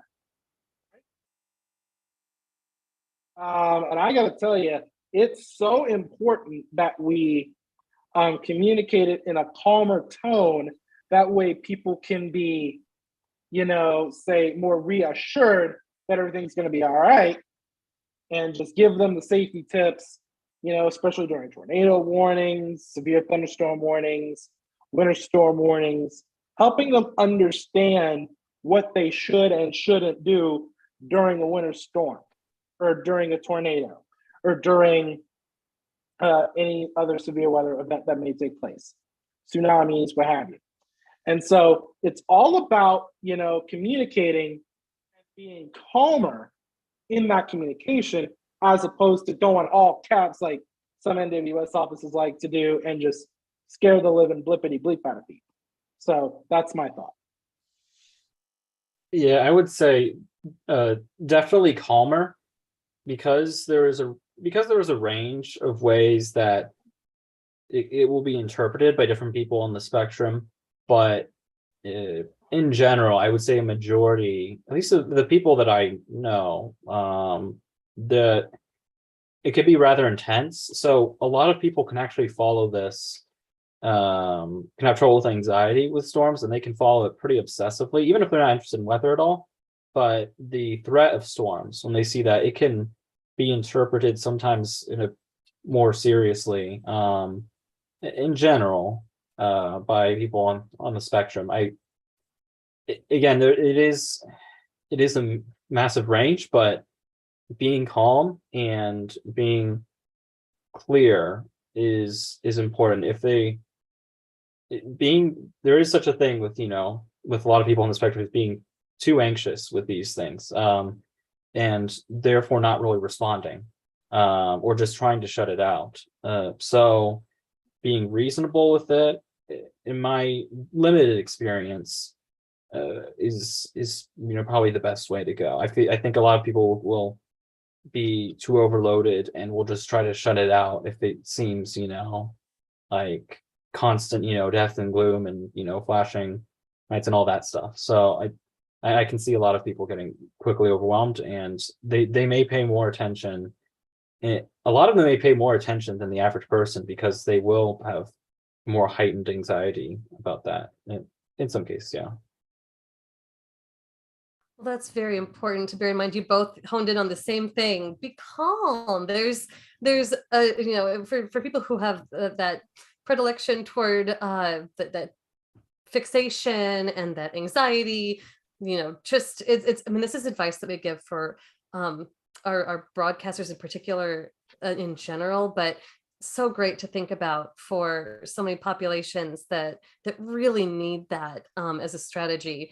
I'll really quickly say, and then I'm going to toss things over. I know that James A has a question for you guys, but a comment on the discussion so far. I feel like, as you've talked about how you've adapted through your lives, you've felt like you almost have to assimilate and maybe worry about being a burden, or there's everything you've described is sort of laden with all of that.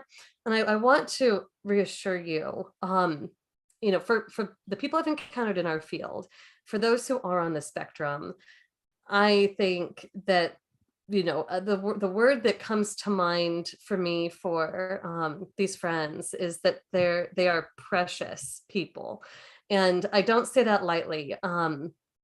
I have, I kind of just enjoy, one of the reasons I'm a social behavioral scientist is that I enjoy how people think and reason.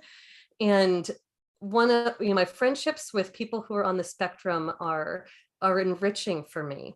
And having people on the spectrum in my classes was enriching for me, because everything from how the way that you can fixate on details, it's different from how my brain works. I'm a little bit more of like a theoretical generalist, but those details, the way that you can assimilate them and put them together and recall them, it has enriched my life, and taught me so much. And the way that even with your emotional intelligence, what you've had to do to adapt, the way you've learned about social cues, social settings, social norms, some of us live in it and never think about it. But when you are reflecting on your experience with your friends and your colleagues, you can be showing them, like holding a mirror up to them, like, this is what you're doing, this is who you are.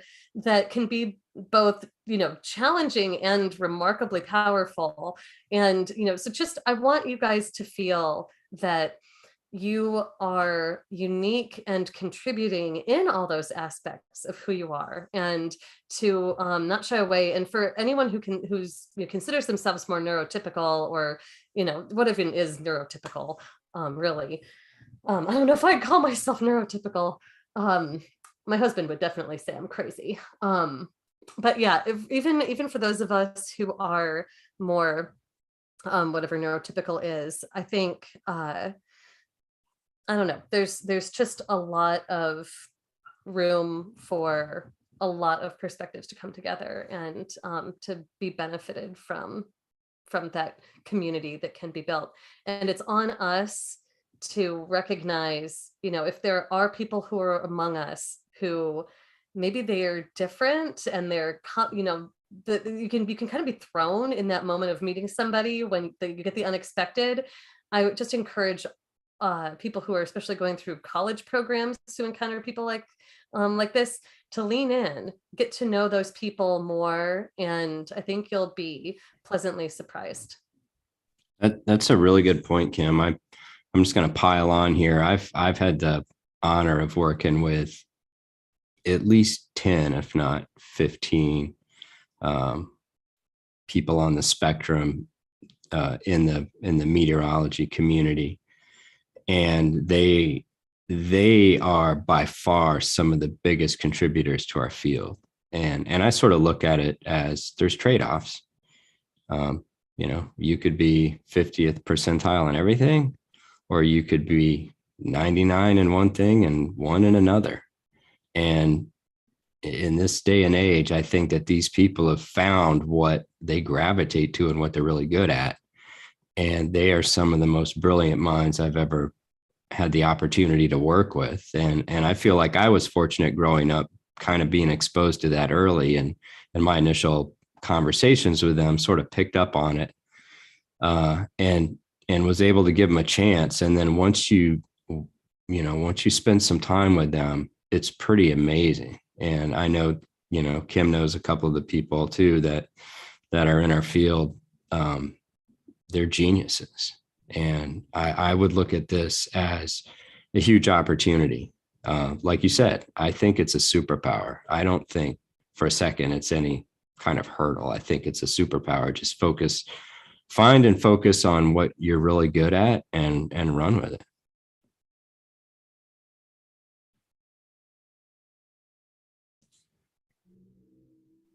Okay.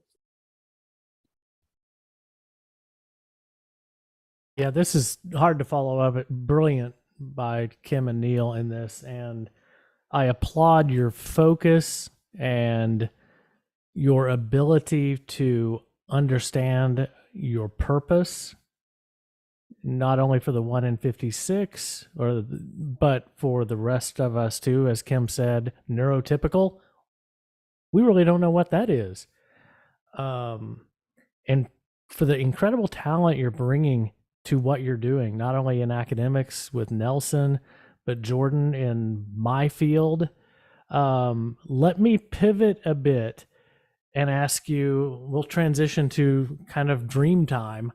What do you dream of? What's your dream job? Where do you want to be in 5 years or 10 years? For me is, either continuing to grow here in Austin and continuing to grow maybe to chief eventually, or if given the opportunity, become a meteorologist back in the hometown of Atlanta. And, because I grew up watching a lot of legends in Atlanta, of course.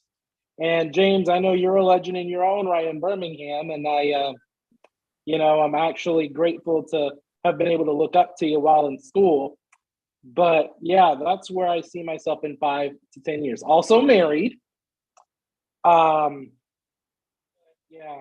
Professionally, being married and having a family is where I want to be in 5 and 10 years. For me, so hard to say. I definitely want to still be working with Tornado Talk for one, no matter what I'm doing. And I still don't know exactly where I would go, but I want to still be somewhere in the field where I can still do a lot of analysis and so just a lot of the forensic meteorology stuff that I love doing so much. And I don't know if that's in the private sector or if that's, National Weather Service, but Yeah, I don't have a set expectation because I'm not really sure yet where that goes, and I'm okay with that for now. Because college is certainly more than enough. Yeah. So, guys, I just want to wrap it up here. First of all, we have been overwhelmingly encouraged by both of you. And so thinking about, the Aidens of the world who, put in as in high school and just thinking about others, what are some pieces of encouragement or advice that you can give as we wrap up the show? Nelson, we'll start with you. I think if someone ever brings up the R word to you, if you're like in high school or something, you can let them know that clinically, according to some of the newer research, the what is considered to arguably the smartest person to ever live, Isaac Newton, is believed about 95% certainty to have had high functioning autism. So, and also people like Michelangelo, Charles Richter. I know there's research ongoing for like Einstein and that. So if someone ever brings it up to you, it could be farther from the truth.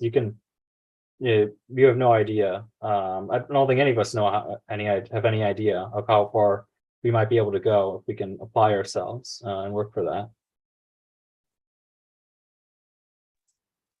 And for me, is pretty much piggyback on what Nelson said. Turn the other cheek. Don't get mad when they say it, because like you said, we had some smart people, some very famous smart people, not only Sir Isaac Newton, not only Einstein possibly, but a former US president, TJ, Thomas Jefferson, believed to have had Asperger's. Might I mention Bill Gates and Elon Musk also are on the autism spectrum. Elon Musk, though, some people have varying perspectives of him, but look at what these famous people on the spectrum are doing. And the fact that they're even on the spectrum doing it is just incredible. And just tell them this: hey, you may think I'm the R word, but you won't be in the next 5 to 10 years when I'm out doing more than what you ever thought you could. But don't actually say that, but turn the other cheek and then just tell them, hey, yeah, sure. I mean, I'll just prove you wrong. And just go with that and leave it at that. And then also, don't let detractors doubt you, because when they doubt you, you get in your zone. When we get in our zone, as we talked about, nothing can stop us from breaking the glass ceilings. Nothing. Not even ourselves sometimes. But we can do anything. We can change lives like none other. And for me, I take that to heart, and I'm grateful for that. Guys, this has been a really, really great show. And thanks to both of you. You can't leave yet because we have to do picks of the week. Okay. So we're going to take a break and we're going to hear from Tony Rice and we'll hear from Jen this week in tornado history. But be thinking of something that's really cool, that's weather related as your pick. All right. Nelson's been on the show about 1 million times. He knows the routine here. So, Jordan, be thinking of it. So we're going to take a quick break. We're going to hear from Tony Rice. We'll get Jen's this week in tornado history. We'll come back with picks of the week and much more as WeatherBrains rolls along. Looking beyond the atmosphere, here's Tony Rice with your astronomy outlook. 3 weeks ago, NASA flew the car-sized DART spacecraft into the 5-story tall moonlet Dimorphos at about 14,000 miles an hour. After 2 weeks of observation from a network of ground-based telescopes back here on Earth, Dimorphos's orbital period, from the time it takes to make one lap around parent asteroid Didymos, showed that using a kinetic impactor can be used as a planetary defense technique. That orbital period went from 11 hours and 55 minutes to 11 hours and 23 minutes, a reduction of about 5%. That may not sound like much, but it could be a game changer, according to Lori Glaze, director of NASA's Planetary Science Division. What this tells us is that should a space rock threaten Earth, we've got a technology in our back pocket that might help. Even a small change like this can have a big impact on the trajectory of an object. Thankfully, the technology isn't needed right now. According to NASA's Center for Near-Earth Object Studies, the riskiest object found to date only has a 1 in 83 chance of impacting Earth, and not till 2075 at the earliest. But the value DART is providing here lies in the name of that 1 in 83 object, 2022 NX1. It was just discovered in July of this year, and that's where the true risk lies. We're discovering more near-Earth objects each year, so being ready is a pretty good thing. Elsewhere in the sky, if you missed using the moon to help spot Mars last week, the constellation Taurus is here to help this week. Look east after around 10 p.m. Mars will be nestled between the tips of the horns of Taurus the Bull. Also look for the slightly orange stars Aldebaran and Betelgeuse. The trio will form an equilateral triangle with reddish Mars. That's your astronomy outlook. Follow me in RTP Hokie for more spacey stuff like this. This week in tornado history, October 18th, 1990. 16 tornadoes were confirmed across parts of the mid-Atlantic and the Northeast on this day. One of the strongest was an F3 that quickly hit in Somerset County, New Jersey, in Montgomery Township. For the storm data entry, the tornado developed along a squall line, and the path was estimated at only a half mile. 3 homes were flattened onto Hart Drive. 21 others were damaged. There were 8 entries and no fatalities. Per an article in the Courier News in Bridgewater, New Jersey, some of the worst damage from this tornado was at the Byron house on DeHart Drive. 11-year-old Sarah Byron was alone in the home where the twister struck. She was on the first floor watching television when wind battered the house, picked her up, and blew her onto the front yard. A Red Cross worker stayed with Sarah as she went to the hospital. The worker said the little girl was brave and held on to the stuffed puppy the rescue workers have in their truck. According to the article, Sarah received 150 stitches in her head, back, arms, and legs. She also had glass embedded in parts of her body. After fixing her up, the doctors told her she would heal and could return to school on Monday. Read about this event and over 500 more at tornadotalk.com. All right, time to dig into the email inbox and just maybe there's something in there this week. We get stacks and stacks of letters. All right, we do have an email I'm going to read here. I also want to thank those who have given us guest suggestions. And so I know Bill is weeding through those. We are booked through the end of the year, which is awesome. We've already started moving into January. And so we've got those that have come in. And so we will look at those guest suggestions. So thanks for sending those in. And our friend James Lewis sent this in today. I have the following question for this week to all of the panel. What is the biggest curveball you've had in a major weather event you were involved in? Is there an event when you knew something big was coming, but a twist came that it's like dramatic all of a sudden, like there's a twist that you really didn't expect, a system going off the projected course and coming in much sooner or later, or a second event sneaking up right behind the first one, et cetera. And he also made this note about Hurricane Ian. He said he actually posted something on social media, and the people that he knew responded and said they didn't even know anything about it coming in. And so I actually had that, or my mom did actually have that experience with a friend of hers down in Florida. She's like, I didn't even know anything was coming. So it just, that's sad. But anybody want to answer on the big curveball? James A., I'm sure you have a curveball that you could talk about. It's always winter, and it's usually freezing rain, some sort of P-type forecast that just drives me crazy. Hate, hate, hate with the fury of 1,000 suns. Wow. Show title. Anybody else have one that could it's the same thing for us down here. It's winter precipitation. It's just a problem. I mean, it's even on the ones where I think we performed pretty well, the great blizzard of 1993, which was before everybody on the show was born here except me.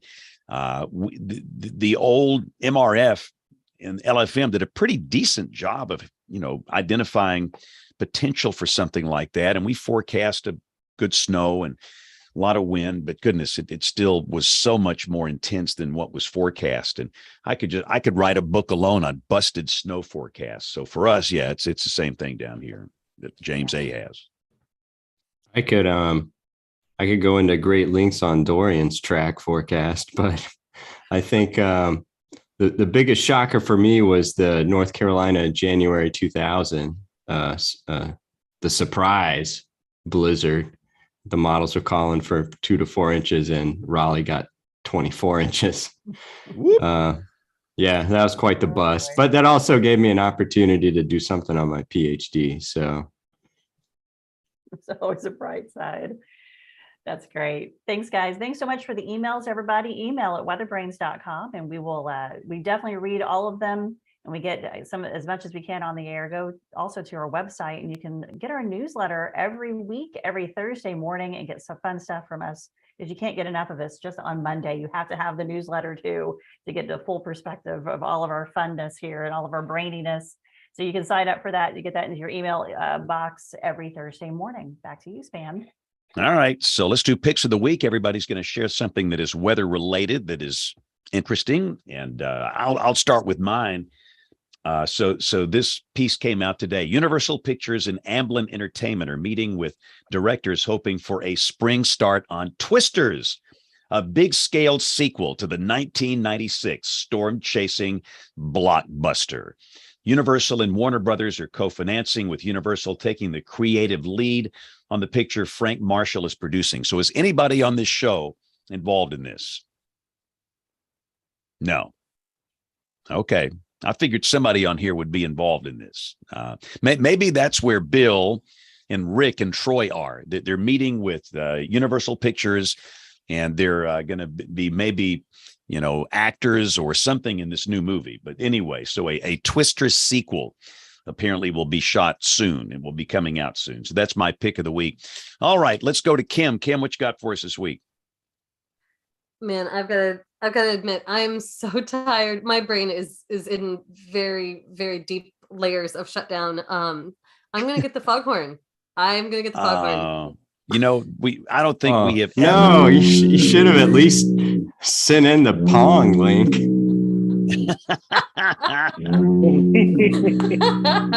Yeah, I thank you for the 3 foghorns. Yes, it's a big fail.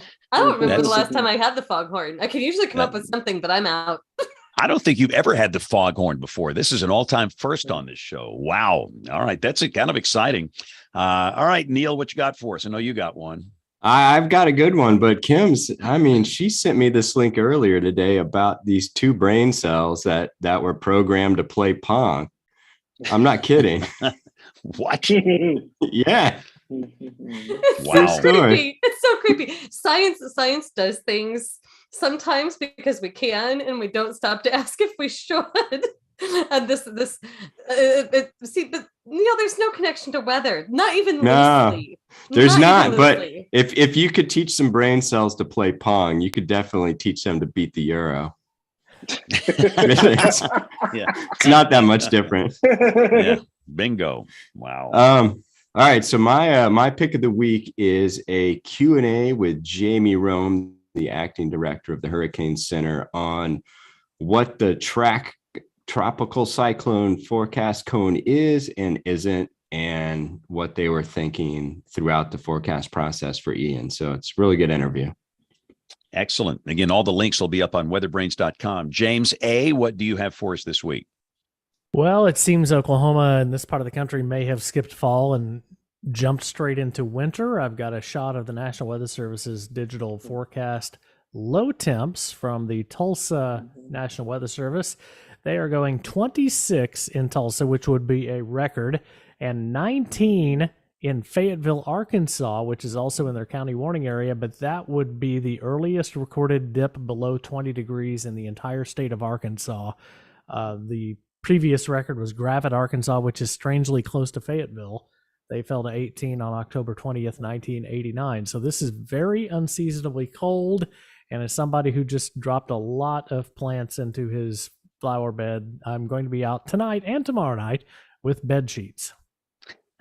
Maybe because I get kicked out of the house for I'm about to say that sometimes there's other reasons for that. Yeah. All right. All right. Awesome. Thanks, James. Jen, what you got for us this week? Go.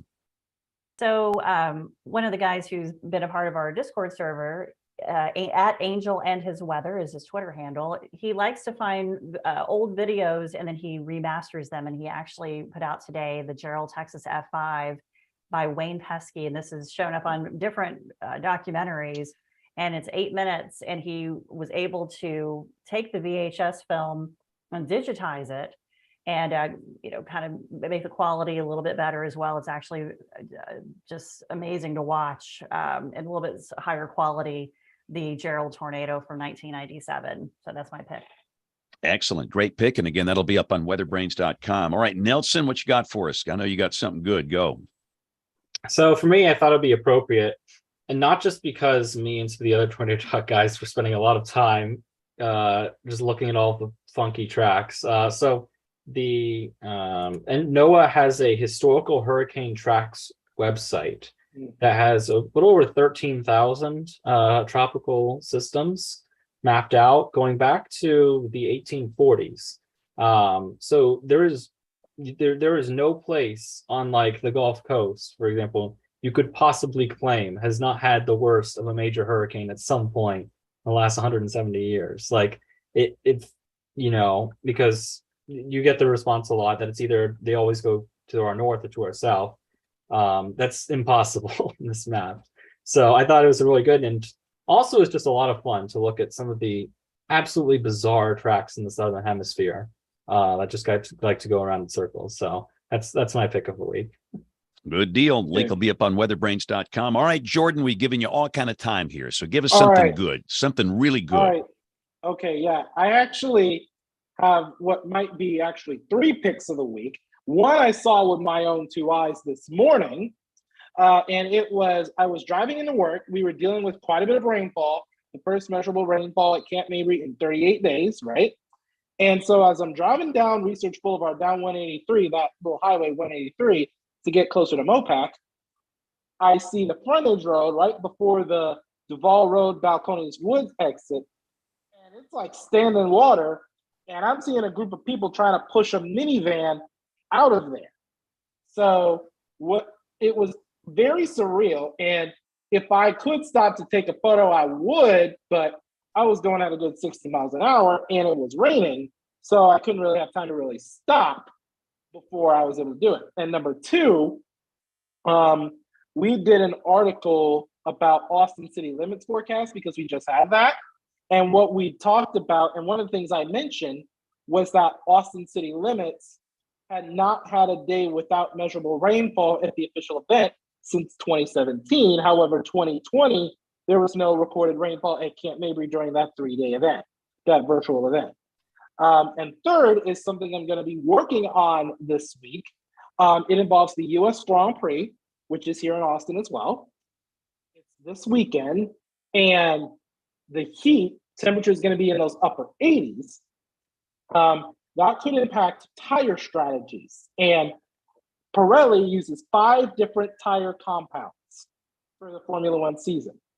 And once I get the compounds that they're going to use this weekend at COTA, Circuit of the Americas, I'll do a breakdown of how each of those tires work, because they have what are called soft tires, which can go for quicker pace, or however, they won't last as long. Medium tires, which have a good pace and then can go for longer, so it's a very versatile tire. And then you have the hard tires, which can go for longer, however, you don't necessarily get that pace.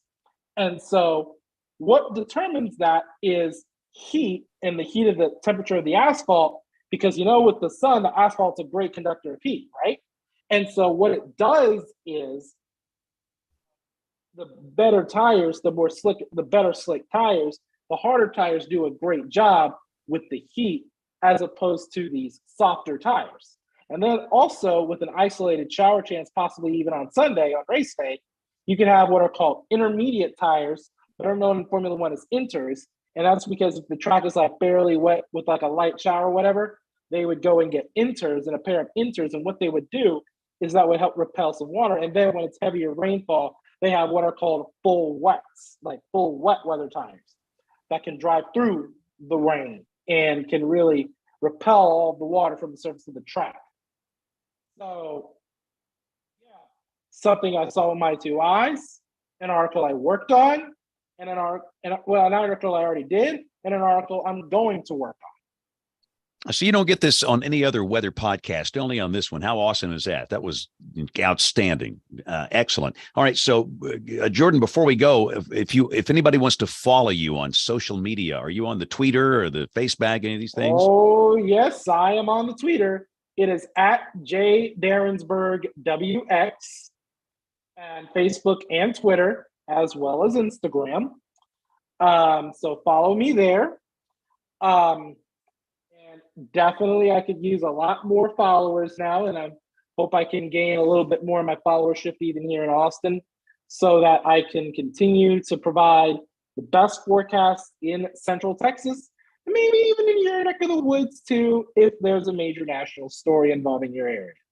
So that's where I am, at JDarrensburgWX.